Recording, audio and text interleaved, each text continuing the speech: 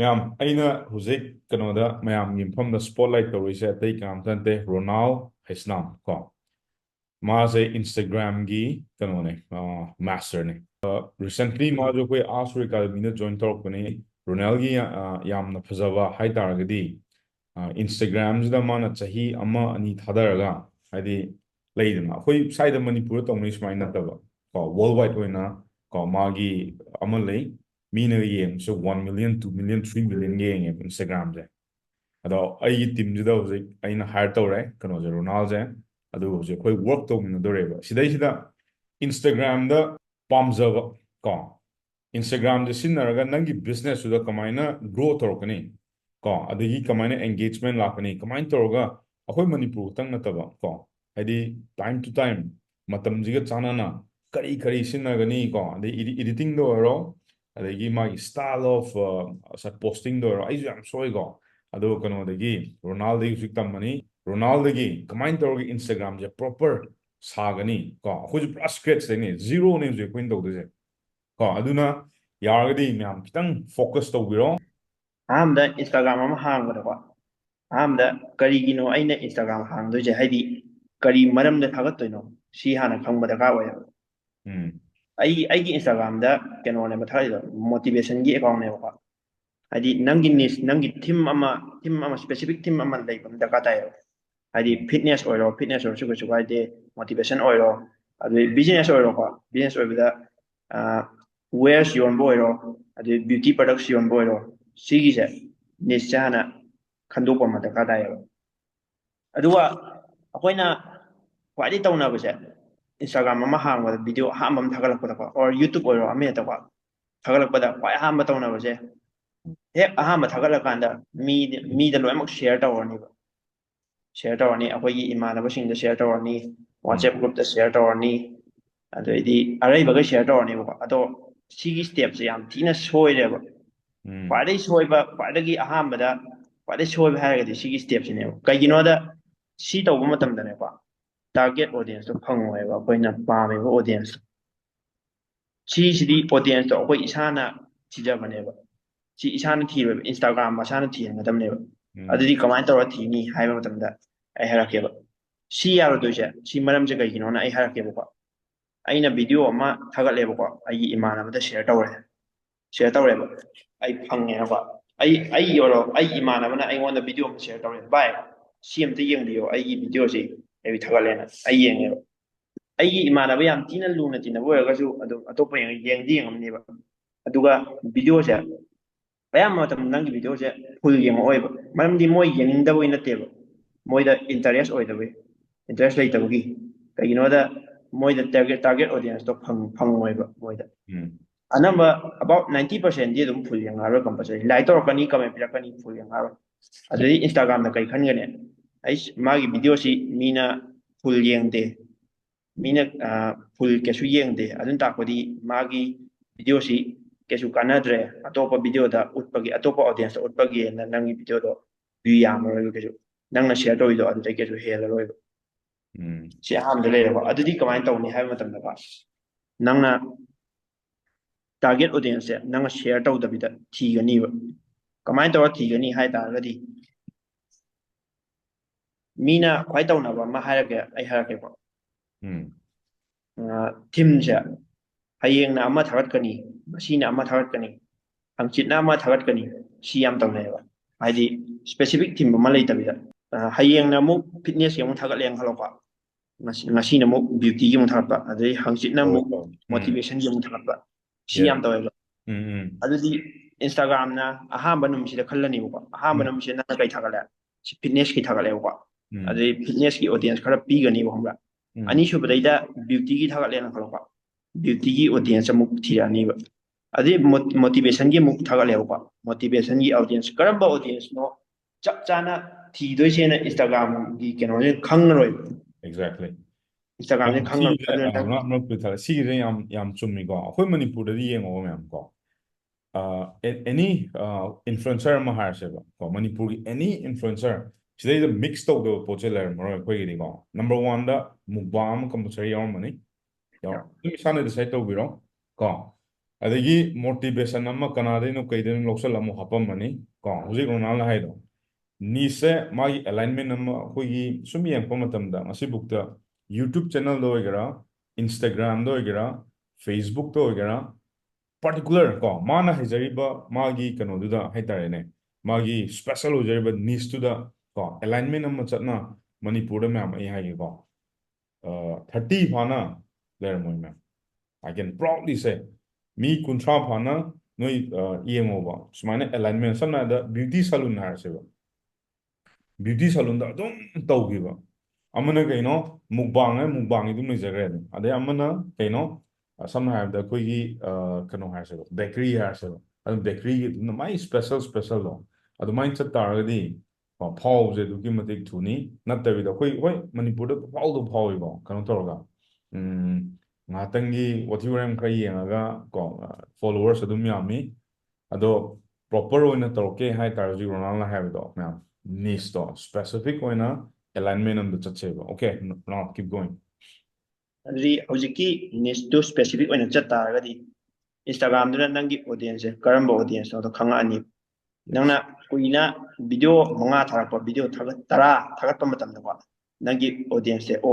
my audience motivation gi audience ni o magi audience fitness audience ni haina khanga ani aduna hojik nangna aduna ahamba tawse nangi team nangi specific team amma le halo aduga adu video dong ate tawalo atopa kem thagattabida growing kanogini ko hawtangai bani ko na gina mu tonga hawtangai bani sina okay specific team sumain tor second na let I use screen share tor ke ko angna hari mam do sida sap launa isan cheba moizu uzana ba yaidana yeah sir Instagram tags okay awesome okay now aham the cables gida specific team ama natraga niche ama khandokadaba okay specific team or niche habaneba ko मैम सी सिना कई भाई खल दिनो हम तंदे Instagram ना नहाकी कनो दो नंगी content को नंग में थादरी पर reels वगैरह photo वगैरह whatsoever अदुगी पोतो number 1 द Instagram द खंगन में दरकार डाइसी नेबा नंगी niche तो दा some have the beauty salon हारो English की coaching हारो अदुगी financial की expert हारो consultant हारो anything को अदुगी पोतो हम द number 1 द इसाना हाने decide तो बिरो करी नो इन business तो विषय ना See me clear over here. Go. Number 2. Ronald. Number 2 the team ga chana da pocha thagattaba reels Okay. content se thagattaba Yeah, go. Avoid mixing with other niche actually.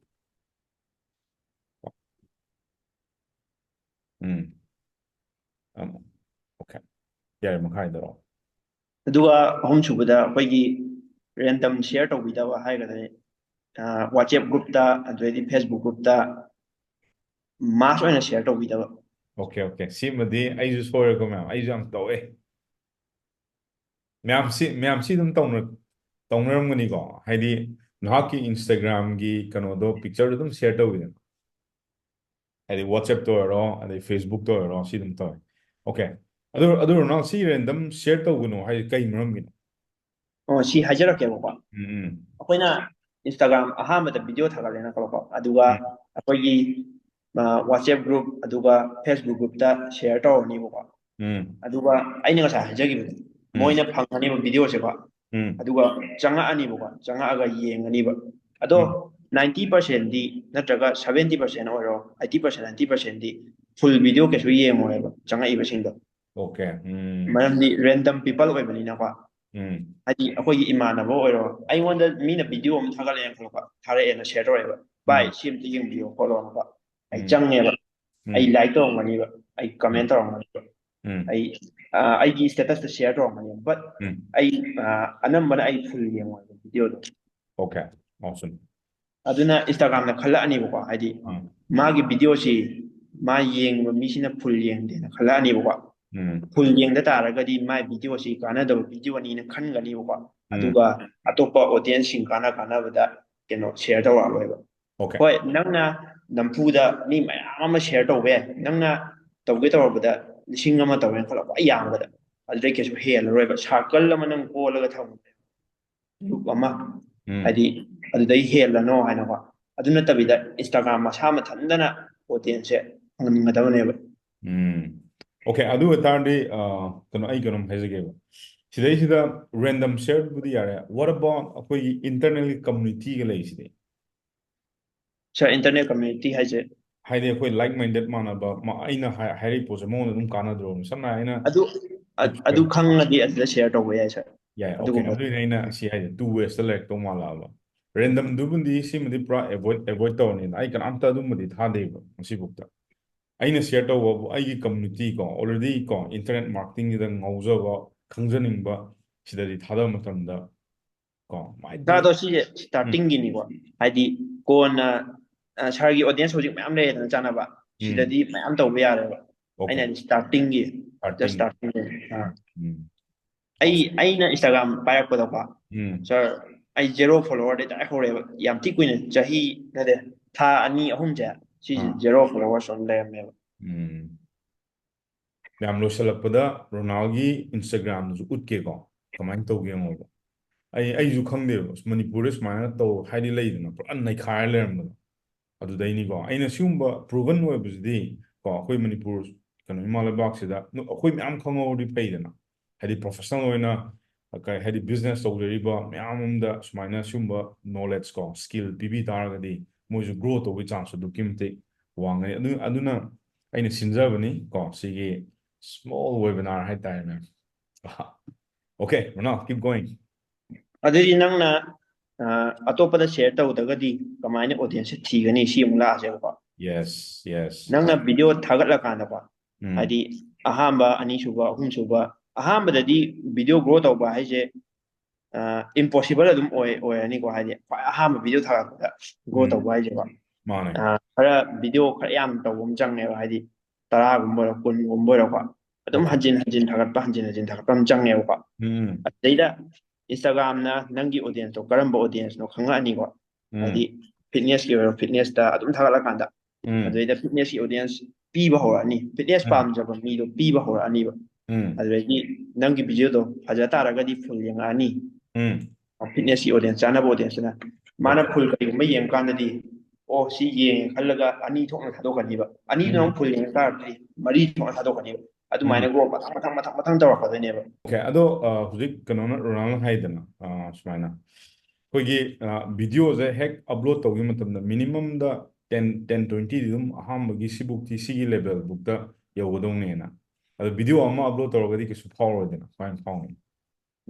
ꯑꯗꯨꯗꯤ 10 ꯑꯗꯨꯗꯤ 20 ꯑꯣꯏꯕ ꯌꯥꯏ 50 ꯑꯣꯏꯕ ꯌꯥꯏ maybe 100 ꯑꯣꯏꯕ ꯌꯥꯏ ꯑꯣꯀꯦ ꯑꯗꯨꯝ ꯍꯥꯏꯗꯤ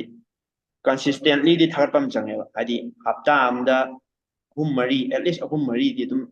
ꯅꯪꯒꯤ ꯊꯤꯝꯗꯨꯒ ꯆꯥꯟꯅꯕ ꯑꯗꯨꯝꯗꯤ ꯀꯝꯄꯜꯁꯔꯤ ꯊꯥꯒꯠꯄ ꯆꯪꯉꯦ ꯑꯣꯀꯦ ꯑꯗꯨꯒ ꯔꯣꯅꯥꯜ ꯁꯤꯗ ꯌꯥꯝ ꯃꯔꯨ ꯑꯣꯏꯕ ꯑꯃ ꯚꯤꯗꯤꯑꯣꯁꯦ ꯑꯩꯈꯣꯏꯅ ꯊꯥꯒꯠꯅꯤꯡꯉꯦꯅ ꯁꯤꯒꯤ 3-4ꯁꯦ ꯄꯪꯊꯥꯗ ꯊꯥꯒꯠꯄ ꯌꯥꯕ꯭ꯔꯥ ꯃꯥꯏ ꯇꯥꯏꯃꯤꯡ ꯑꯃ ꯂꯩꯇ꯭ꯔꯣ ꯁꯥꯔ ꯑꯗꯨ ꯌꯥꯏ ꯀꯣꯟꯅ ꯍꯥꯏꯖꯔꯒꯦ ꯑꯗꯨꯅ ꯑꯣꯀꯦ ꯀꯣꯟꯅ ꯍꯥꯏꯔꯛꯀꯦ ꯑꯣꯀꯦ ꯑꯣꯁꯝ ꯍꯥꯏꯔꯛꯑꯣ 3-4 ꯑꯗꯒꯤ ꯚꯤꯗꯤꯑꯣ ꯍꯞꯇꯥ ꯑꯃꯗ ꯊꯥꯒꯠꯂꯅꯤ ꯅꯦꯛꯁ ꯑꯗꯨꯗꯒꯤꯀꯣ ꯃꯤꯅ ꯈ꯭ꯋꯥꯏ ꯁꯣꯏꯕ ꯍꯥꯏꯇꯥꯔꯒꯗꯤ ꯍꯦꯁꯇꯦꯛ ꯁꯤꯖꯤꯟꯅꯕꯁꯦꯀꯣ ꯍꯦꯁꯇꯦꯛ ꯁꯤꯖꯤꯟꯅꯕꯁꯦ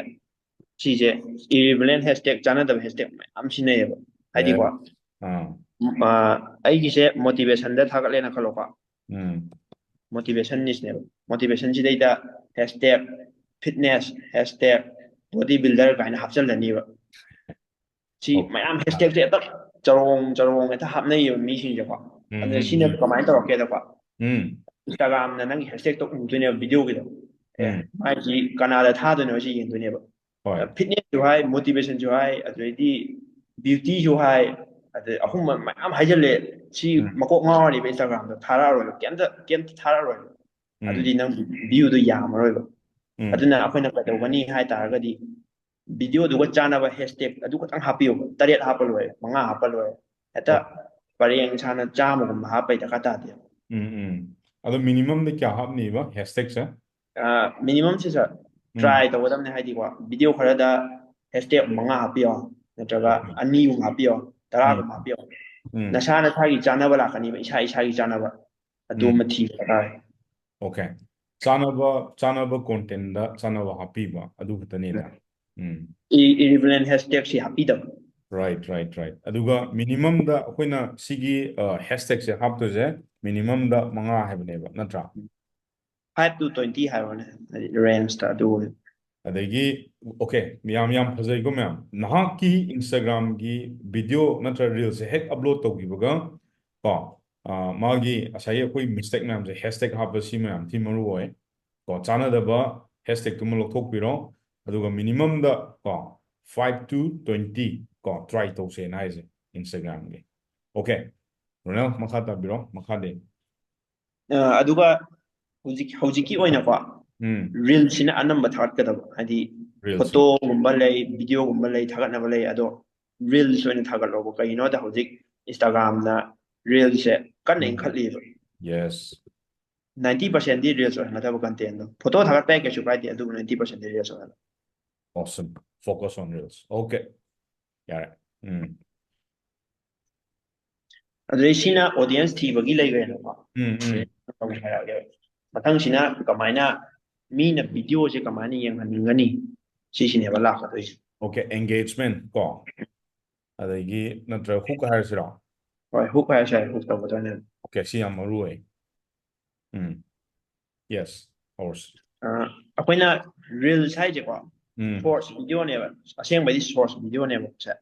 short video hai bane ba hadi video je asang ma te ba YouTube ta ne ko long video form tawda mi myam tawne je ai isa se introduce tawrani ba ko asi tawdam ne YouTube ta di compulsory tawdam ne ba yes ato ai min adu kawi ai nang asi takchal dori ba si adu ni hai ne ba adu bu nang shorts Instagram shorts reel da di adu hai ba te ba kaigino da akhoi hojiki attention spam miyoi bagi attention spam je hojik yam inyam dare ba okay keno haidi ko long form video minute manga tara oi ba haidi video je edit kem tawde sumaina mi amana wang ga lei matam da ko akhoi da na hata yeningasu yeningdaba polakani ba haidi si masala ni ko attention spam se am nemgre ba aduna real study ko hello ai min adu kawi ai si tawbani haidami da ko hek hoga akoina piningi information da yes takpi hoga haidi khanba nangdi ganda yengi mi dun khanba nangdi ganda hoga correct am ti chume simdi adu Instagram de 60 second de introduce to later de kem nang ho roi ko aduna point zap launa ko chi thada ho bu se si am roi brainstorm ta on to hook okay yam post time phazai okay second de kano rona hadi hojiki du sir example am pibira ke ba hadi ai video se aina motivate kenoma Instagram go to bogi video am sheme hoba China ga hek hubaga adongi Instagram video go to ba ha ga point tak haiba yes adumai kudakta dum haibiba point chalo sineba natra aduga ani subada Instagram na hojik elo tawisi 60 second ne ba ado 60 second si reel se mi kanam yang hadabane namana akoina thoklei ba reel se just 15 second changba ado 10 second changba adu ngata ne ba reel se short oringa yam tina phai ado kwali phaba hai kandadi 11 second 11 dena 15 second je sina kwali phai sidi yam tele sidi kai nangadro kaigino da sir harake ba telaga di sir khanba nangdi kanda video do han loi ba han nani ba ati Instagram na khala ni ba mai video je mina full de yang na atuda ni full yang da ga di kanai na khalani atopa mi da share taw bani ba haidi Instagram na ni wa ya atopa mi da wala bi yang mani ba da ta wa adrena tabida sigi tips madi yam tin phajare ko hook to akoina hook thabse 8 second na thabne ado yam phazan tawme rona great job very nice adedi keno 30 second chang video reels thagalena khalone ado anamba matam da mina yengasu hadi about 50% or ba keno 50% se just 30 second manunda 20 second yang maga haido kibe yai ba hadi 10 second do mangjai dana adu yo Instagram na ꯃꯥꯒꯤ ꯚꯤꯗꯤꯑꯣꯁꯦ ꯃꯤꯅ ꯐꯨꯜꯗ ꯌꯦꯡꯗꯦꯅ ꯈꯟꯒꯅꯦꯕ ꯑꯗꯨ ꯑꯣꯏꯇꯥꯔꯒꯗꯤ ꯑꯇꯣꯞꯄꯗ ꯌꯥꯝ ꯊꯥꯔꯣꯏꯕ ꯑꯗꯨꯗꯤ ꯑꯩꯈꯣꯏꯅ ꯏꯟꯁꯇꯥꯒ꯭ꯔꯥꯝꯒꯤ ꯑꯩꯈꯣꯏꯒꯤ ꯃꯥꯒꯤ ꯀꯩꯅꯣꯁꯦ ꯃꯥꯒꯤ ꯁꯇ꯭ꯔꯛꯆꯔ ꯑꯣꯐ ꯚꯤꯗꯤꯑꯣꯁꯤꯒꯤ ꯃꯥꯒꯤ ꯑꯁꯥꯡꯕ ꯇꯦꯟꯖꯟꯕꯁꯤꯗꯤ 15 ꯁꯦꯀꯦꯟꯒ ꯁꯥꯡꯉꯕꯗ 11 ꯁꯦꯀꯦꯟ ꯁꯨꯃꯥꯏꯅ ꯁꯥꯟꯅꯗꯧꯕ ꯃꯉꯥꯏꯔꯦ ꯐꯣꯀꯁꯁꯦ ꯈ꯭ꯋꯥꯏ ꯃꯣꯁꯇ 20 ꯁꯦꯀꯦꯟ ꯍꯥꯏꯔꯣꯅꯦ ꯁꯥꯔ 20 ꯁꯦꯀꯦꯟ ꯑꯣꯀꯦ ꯗ ꯍꯥꯏꯌꯦꯁ ꯍꯥꯏꯇꯥꯔꯦꯅꯦ ꯑꯣꯀꯦ ꯁꯤꯅ ꯃꯦꯛꯁꯤꯃꯝꯅꯦꯕ ꯃꯌꯥꯝꯗꯨꯗꯤ ꯀꯣꯟꯇꯦꯟ ꯀ꯭ꯔꯤꯌꯦꯇꯔ ꯃꯌꯥꯝ ꯀꯣ ꯈꯔꯗꯤ ꯆꯦꯂꯦꯟꯖꯦꯁ ꯑꯣꯏꯔꯅꯤ ꯁꯤꯃꯗꯤ ꯊꯤ ꯑꯣꯏꯔꯅꯤ ꯀꯣ ꯁꯤꯗ ꯏ ꯎ ꯀꯩꯝ ꯁꯤꯟꯅꯕꯤꯔꯅꯣ ꯁꯤꯗꯒꯤ ꯇꯨ ꯗ ꯄꯣꯏꯟ ꯀꯣ ꯖꯞ ꯂꯥꯎꯅ ꯊꯣꯝꯕ ꯍꯩꯇꯥꯕ ꯁꯤ ꯃꯌꯥꯝꯒꯤꯁꯨ I'm pretty much sure this is completely above on ꯀꯣ ꯃꯌꯥꯝ ꯁꯤꯁꯦ ꯑꯩꯅꯕꯨꯗꯤ ꯍꯨꯛꯇꯤ ꯑꯗꯨꯝ ꯁꯤꯟꯅꯩꯀꯣ 8 ꯁꯦꯀꯦꯟ ꯑꯍꯥꯟꯕ ꯊꯣꯛꯄꯩꯗꯣ ꯑꯗꯣ ꯀꯩꯅꯣꯗꯒꯤ ꯏꯟꯁꯇꯥꯒ꯭ꯔꯥꯝꯒꯤ ꯑꯦꯛꯁꯄꯔꯠꯇꯒꯤ ꯍꯧꯖꯤꯛ ꯇꯥꯕ ꯃꯇꯝꯗ ꯃꯦꯛꯁꯤꯃꯝꯗ 20 ꯁꯦꯀꯦꯟꯒ ꯍꯥꯏꯁꯦ ꯑꯁꯥꯏ ꯃꯥꯒꯤ ꯗꯤ ꯑꯥꯏꯗꯤꯌꯥ ꯑꯣꯐ ꯀꯩꯅꯣꯁꯦ ꯃꯥꯒꯤ ꯀꯣꯟꯁꯦꯞꯇꯣ ꯌꯥꯝ ꯄꯣꯁ ꯇꯥꯔꯦꯕ ꯉꯁꯥꯏꯒꯤꯗꯣ ꯏꯟꯁꯇꯥꯒ꯭ꯔꯥꯝꯅꯤꯅ ꯐꯨꯜ ꯌꯦꯡꯗ꯭ꯔꯒꯗꯤ ꯉꯁꯥꯏꯒꯤ ꯃꯥꯅ ꯀꯩ ꯍꯥꯏꯅꯤ ꯃꯥꯏ ꯑꯜꯒꯣꯔꯤꯊꯝꯅ ꯁꯤꯌꯔ ꯇꯧꯕ ꯃꯇꯝꯗ ꯌꯥꯝ ꯇꯧꯔꯛꯑꯔꯣꯏꯀꯣ ꯃꯤꯅ ꯌꯥꯝ ꯌꯦꯡꯉꯤꯈꯩ ꯏꯟꯈ꯭ꯔꯅꯤꯕ ꯔꯣꯅꯥꯜ it's a very good idea nice Thank you, sir. Okay ꯑꯇꯣꯞꯄꯗꯤ ꯑꯇꯣꯞꯄꯗ ꯁꯥꯔ ꯀꯩꯅꯣꯁꯦ ꯃꯤ ꯃꯌꯥꯝꯅ ꯈ꯭ꯋꯥꯏ ꯇꯧꯅꯕ ꯑꯃ ꯍꯥꯏꯔꯛꯀꯦꯕꯀꯣ ꯑꯩꯈꯣꯏ ꯁꯤꯗꯩꯗ ꯃꯤꯅ ꯀꯃꯦꯟꯁꯦ ꯄꯤꯔꯛꯑꯅꯤꯕꯀꯣ ꯑꯗꯨꯒ ꯀꯃꯦꯟꯁꯦ ꯍꯜꯂꯔꯣꯏꯕ ꯑꯩꯈꯣꯏꯅꯀꯣ ꯑꯩꯈꯣꯏꯅ ꯂꯥꯏꯛ ꯇꯧꯔꯅꯤ ꯇꯣꯛꯑꯅꯤꯕ ꯑꯗꯣ ꯁꯤꯁꯦ ꯌꯥꯝ ꯊꯤꯅ ꯁꯣꯏꯔꯦꯕ ꯍꯥꯏꯗꯤ ꯏꯟꯇꯔꯦꯛꯁꯟ ꯑꯃ ꯌꯥꯝ ꯊꯤꯅ ꯗꯔꯀꯥꯔ ꯇꯥꯏꯌꯦꯕ engagement yes ꯍꯣꯏ ꯀꯩꯒꯤꯅꯣꯗ ꯅꯪ ꯈꯨꯗꯛꯇ ꯍꯟꯒꯅꯣꯕ ꯁꯤ ꯌꯥꯝ ꯊꯤ ꯏꯝꯄꯣꯔꯇꯦꯟ ꯑꯣꯏꯕ ꯇꯤꯞꯅꯦꯕꯀꯣ ꯈꯨꯗꯛꯇ ꯍꯟꯒꯅꯣꯕ ꯀꯃꯦꯟꯁꯦ ꯄꯤꯔꯛꯑꯅꯤꯀꯣ ꯑꯗꯩꯗꯤ ꯄꯨꯡ ꯑꯃ ꯑꯣꯔ ꯅꯦꯛꯁ ꯗꯦꯗ ꯍꯜꯂꯣꯕ ꯑꯗꯨ ꯑꯣꯏꯇꯥꯔꯗꯤ ꯀꯩꯗꯧꯅꯤ ꯍꯥꯏꯕꯗ ꯃꯥꯒꯤ ꯅꯣꯇꯤꯐꯤꯀꯦꯁꯟ ꯆꯣꯡꯊꯣꯛꯑꯅꯤ ꯑꯩꯅ ꯅꯪꯒꯤ ꯀꯃꯦꯟꯗꯣ ꯔꯤꯄ꯭ꯂꯥꯏ ꯇꯧꯔꯦꯅ ꯆꯪꯉꯛꯑꯅꯤꯕ ꯑꯗꯨ ꯆꯪꯉꯛꯄ ꯇꯥꯔꯒꯗꯤ ꯚꯤꯗꯤꯑꯣꯗꯣ ꯑꯃꯨꯛ ꯍꯦꯟꯅ ꯌꯦꯡꯗꯣꯏ ꯅꯠꯇ꯭ꯔꯥ ꯍꯥꯏꯗꯤ ꯚꯤꯗꯤꯑꯣꯗꯨ ꯆꯪꯉꯛꯏꯅꯦꯕ ꯚ꯭ꯌꯨ ꯑꯃ ꯍꯥꯞꯀꯠꯇꯣꯏꯅꯦꯕ ꯑꯗꯨꯗꯣ ꯑꯗꯨꯅ ꯀꯃꯦꯟ ꯍꯟꯕꯤꯌꯨ ꯈꯨꯗꯛꯇ ꯍꯟꯕꯤꯒꯅꯨ maybe next hour or next day ꯍꯟꯕꯤꯌꯨ ꯑꯩꯁꯨ ꯇꯧꯕꯗꯤ ꯇꯧꯋꯦ ꯁꯤꯁꯦ ꯀꯩꯒꯤꯅꯣꯗꯤ ꯅꯣꯡꯉꯥꯜꯂ ꯍꯦꯛꯇ ꯇꯧꯋꯦꯕ ꯀꯩꯒꯤꯅꯣ ꯍꯥꯏꯕ ꯃꯇꯝꯗ ꯉꯁꯥꯏꯒꯤ ꯃꯥꯒꯤ ꯀꯩꯅꯣꯁꯦ ꯑꯜꯒꯣꯔꯤꯊꯝꯁꯦ ꯑꯩꯅ ꯌꯨꯇꯨꯕꯇ ꯇꯧꯕꯅꯤꯀꯣ ꯁꯤꯅ ꯑꯗꯨꯝ ꯀꯩ ꯍꯥꯏꯅꯤ ꯃꯥꯒꯤ ꯑꯜꯒꯣꯔꯤꯊꯝꯁꯦ ꯑꯩꯁꯨ ꯁꯨꯃꯥꯏꯅ ꯁꯥꯟꯅꯩ ꯆꯨꯝꯃꯦ ꯍꯥꯏꯔꯣ ꯁꯤ ꯌꯥꯝ ꯀꯥꯟꯅꯩ ꯃꯌꯥꯝ ꯑꯗꯣ ꯃꯅꯤꯄꯨꯔꯒꯤ ꯁꯦꯂꯦꯕ꯭ꯔꯤꯇꯤꯗꯤ ꯄꯨꯟꯁꯤꯒꯤ ꯍꯜꯂꯛꯑꯔꯣꯏꯀꯣ ꯃꯣꯏꯗꯤ ꯑꯣꯟ ꯇꯣꯞ ꯀ꯭ꯂꯥꯁ ꯂꯦꯚꯦꯜꯗ ꯂꯩꯕꯅꯤꯅ ꯃꯊꯪꯒꯤꯗꯀꯣ ꯀꯟꯇꯦꯟꯁꯦ ꯀꯔꯝꯕ ꯑꯩꯅ ꯁꯨꯝ ꯊꯥꯒꯠꯂꯛꯄꯗ ꯀꯔꯝꯕꯅ ꯒ꯭ꯔꯣ ꯇꯧꯒꯜꯂꯦ ꯀꯔꯝꯕ ꯇꯥꯏꯞꯅ ꯒ꯭ꯔꯣ ꯇꯧꯒꯜꯂꯦ ꯍꯥꯏꯇꯥꯔꯒꯗꯤ ꯃꯤꯉꯣꯟꯗ ꯁꯤꯌꯔ ꯇꯧꯍꯟꯅꯤꯡꯕ ꯀꯟꯇꯦꯟꯁꯦ ꯍꯥꯏꯗꯤ ꯁꯤꯌꯔ ꯑꯩꯈꯣꯏꯅ ꯍꯥꯏꯔꯣꯅꯦ ꯏꯃꯥꯟꯅꯕꯗ ꯁꯤꯌꯔ ꯇꯧꯅꯤꯡꯕ ꯄꯣꯠ ꯏꯃꯥꯟꯅꯕꯒꯤ ꯔꯤꯜꯁ ꯑꯣꯏꯔꯣ ꯐ꯭ꯔꯦꯟꯁꯀꯤ ꯔꯤꯜꯁ ꯑꯣꯏꯔꯣ ꯑꯗꯩ ꯐꯦꯃꯤꯂꯤꯒꯤ ꯔꯤꯜꯁ ꯑꯣꯏꯔꯣ ꯁꯤꯒꯨꯝꯕꯁꯦ ꯁꯤꯌꯔ ꯇꯧꯍꯟꯅꯤꯡꯕ ꯄꯣꯠꯁꯦ ꯁꯤꯁꯤꯅ ꯌꯥꯝ ꯊꯤꯅ ꯒ꯭ꯔꯣ ꯇꯧꯕꯗ ꯌꯥꯝ ꯊꯤꯅ ꯂꯥꯏ ꯁꯤꯁꯦ ꯅꯥꯏꯁ ꯀꯣ ꯑꯗꯨꯗꯤ ꯇꯥꯏꯞ ꯑꯣꯐ ꯀꯣꯟꯇꯦꯟꯗ ꯂꯥꯛꯑꯅꯤꯅꯦ ꯇꯥꯏꯞ ꯑꯣꯐ ꯀꯣꯟꯇꯦꯟꯗ ꯅꯤꯁ ꯑꯃꯍꯦꯛꯇ ꯑꯣꯏꯕ ꯌꯥꯏꯀꯣ ꯑꯦꯚ꯭ꯔꯤꯊꯤꯡ ꯅꯤꯁ ꯈꯨꯗꯤꯡꯃꯛꯇ ꯂꯣꯏ ꯂꯩꯒꯅꯤ ꯁꯤꯁꯦꯀꯣ ꯍꯥꯏꯗꯤ ꯖꯤꯝꯗ ꯑꯣꯏꯔꯣꯀꯣ ꯖꯤꯝꯒꯤ ꯔꯤꯜꯁꯇ ꯊꯥꯒꯠꯄ ꯑꯣꯏꯔꯣ ꯇꯦꯛ ꯌꯣꯔ ꯖꯤꯝ ꯕ꯭ꯔో ꯀꯥꯏꯅ ꯇꯧꯔꯒ ꯗꯦꯠ 1 ꯖꯤꯝ ꯕ꯭ꯔꯣꯒ ꯇꯧꯔꯒ ꯍꯥꯏꯗꯤ ꯐꯥꯕꯗꯣ ꯑꯗꯨꯃꯥꯏꯅ ꯑꯗꯨꯒꯨꯝꯕ ꯀꯟꯇꯦꯟꯗꯣ ꯑꯗꯨ ꯌꯥꯝꯅ ꯗꯔꯀꯥꯔ ꯇꯥꯏ ꯍꯥꯏꯗꯤ ꯑꯣꯗꯤꯌꯟꯁ ꯒ꯭ꯔꯣ ꯇꯧꯕꯗ ꯑꯗꯨ ꯌꯥꯝ ꯊꯤꯅ ꯗꯔꯀꯥꯔ ꯇꯥꯏ ꯑꯗꯨ ꯑꯣꯏꯇꯥꯔꯗꯤ ꯑꯩꯈꯣꯏꯅ ꯁꯦꯝꯖꯔꯤꯕ ꯀꯣꯟꯇꯦꯟꯁꯦ ꯃꯤꯉꯣꯟꯗ ꯁꯦꯌꯔꯦꯕꯜ ꯑꯣꯏꯕ ꯍꯥꯏꯗꯤ ꯁꯤꯌꯔ ꯇꯧꯕ ꯑꯗꯨꯒꯨꯝꯕ ꯀꯣꯟꯇꯦꯟ ꯑꯣꯏꯅ ꯁꯦꯝꯕꯤꯌꯨ ꯍꯥꯏꯕꯅꯦꯕ ꯑꯣꯀꯦ ꯄꯨꯂꯞ ꯁꯦꯝꯗ꯭ꯔꯁꯨ ꯌꯥꯏ ꯑꯗꯣ ꯑꯗꯨꯝ ꯑꯗꯨꯒꯨꯝꯕꯅ ꯒ꯭ꯔꯣ ꯇꯧꯒꯜꯂꯦꯕ ꯑꯣꯁꯝ ꯑꯗꯒꯤ ꯑꯦꯅꯤꯊꯤꯡ ꯑꯦꯜꯁ ꯑꯇꯣꯞꯄꯗꯤ ꯀꯩꯀꯩ ꯍꯥꯞꯄ ꯌꯥꯏ ꯁꯤꯟꯁꯦ ꯚꯤꯗꯤꯑꯣꯒꯤ ꯁꯤꯟꯁꯦ ꯑꯦꯚ꯭ꯔꯤ 3 ꯁꯦꯀꯦꯟꯁꯦ ꯆꯦꯟꯖ ꯇꯧꯕ ꯑꯃ ꯆꯪꯉꯦꯕ ꯀꯩꯒꯤꯅꯣꯗ ꯑꯦꯇꯦꯟꯁꯟ ꯁ꯭ꯄꯥꯝꯁꯦ ꯑꯩꯅ ꯉꯁꯥꯏ ꯍꯥꯏꯖꯈꯤꯕꯗꯣ ꯌꯥꯝ ꯊꯤꯅ ꯅꯦꯝꯃꯦ ꯃꯤꯒꯤ ꯑꯦꯇꯦꯟꯁꯟ ꯁ꯭ꯄꯥꯝꯁꯦ ꯍꯧꯖꯤꯛ ꯁꯣꯁꯤꯌꯦꯜ ꯃꯦꯗꯤꯌꯥ ꯃꯌꯥꯝ ꯊꯣꯛꯂꯛꯄꯗꯒꯤꯀꯣ ꯍꯧꯖꯤꯛꯁꯦ 3 ꯁꯦꯀꯦꯟꯃꯨꯛ ꯂꯩꯌꯦꯕ ꯑꯦꯇꯦꯟꯁꯟ ꯁ꯭ꯄꯥꯝꯁꯦ ꯅꯪꯅ ꯚꯤꯗꯤꯑꯣꯁꯦ ꯑꯩ ꯁꯤꯗꯩ ꯋꯥ ꯉꯥꯡꯕ ꯑꯣꯏꯔꯣꯀꯣ ꯁꯤꯗꯩ ꯄꯣꯖꯤꯁꯟꯁꯦ ꯁꯤꯗ 3 ꯁꯦꯀꯦꯟ ꯂꯩꯔꯝꯃꯦ ꯁꯤꯗ ꯑꯃꯨꯛ ꯂꯩꯍꯟꯕ ꯑꯦꯅꯤ ꯁꯤꯟ ꯆꯦꯟꯖ ꯇꯧꯕꯗꯣ ꯑꯗꯨ ꯌꯥꯝ ꯊꯤꯅ ꯗꯔꯀꯥꯔ ꯇꯥꯏ ꯑꯗꯨ ꯑꯣꯏꯇꯥꯔꯒꯗꯤ ꯈꯟꯕ ꯅꯪꯍꯧꯔꯣꯏꯕ ꯀꯩꯁꯨ ꯑꯣꯗꯤꯌꯟꯁꯇꯨꯅ ꯂꯣꯏꯈꯤꯕꯅ ꯑꯗꯨꯝ ꯍꯥꯜꯂꯅꯦꯕ ꯚꯤꯗꯤꯑꯣꯗꯣ ꯌꯦꯡꯉꯤꯀꯥꯟꯗ ꯑꯗꯨꯗꯤ ꯁꯥꯏꯁꯤꯗ ꯀꯩꯅꯣꯝꯃ ꯌꯥꯝ ꯊꯤ ꯆꯪꯉꯦꯅꯦ ꯑꯗꯨꯗꯤ ꯚꯤꯗꯤꯑꯣ ꯏꯗꯤꯇꯤꯡꯒꯤ ꯍꯥꯏ ꯀ꯭ꯂꯥꯁ ꯑꯃ ꯌꯥꯝ ꯊꯤ ꯆꯪꯉꯤ ꯍꯥꯏꯗꯣ ꯆꯪꯗ꯭ꯔꯥ ꯆꯪꯉꯦ ꯚꯤꯗꯤꯑꯣ ꯏꯗꯤꯇꯤꯡ ꯑꯗꯨꯝ ꯇꯝꯁꯤꯟꯕ ꯗꯔꯀꯥꯔ ꯑꯣꯏ ꯌꯥꯝ ꯊꯤ ꯑꯣꯏꯔꯦ ꯍꯥꯏꯗꯤ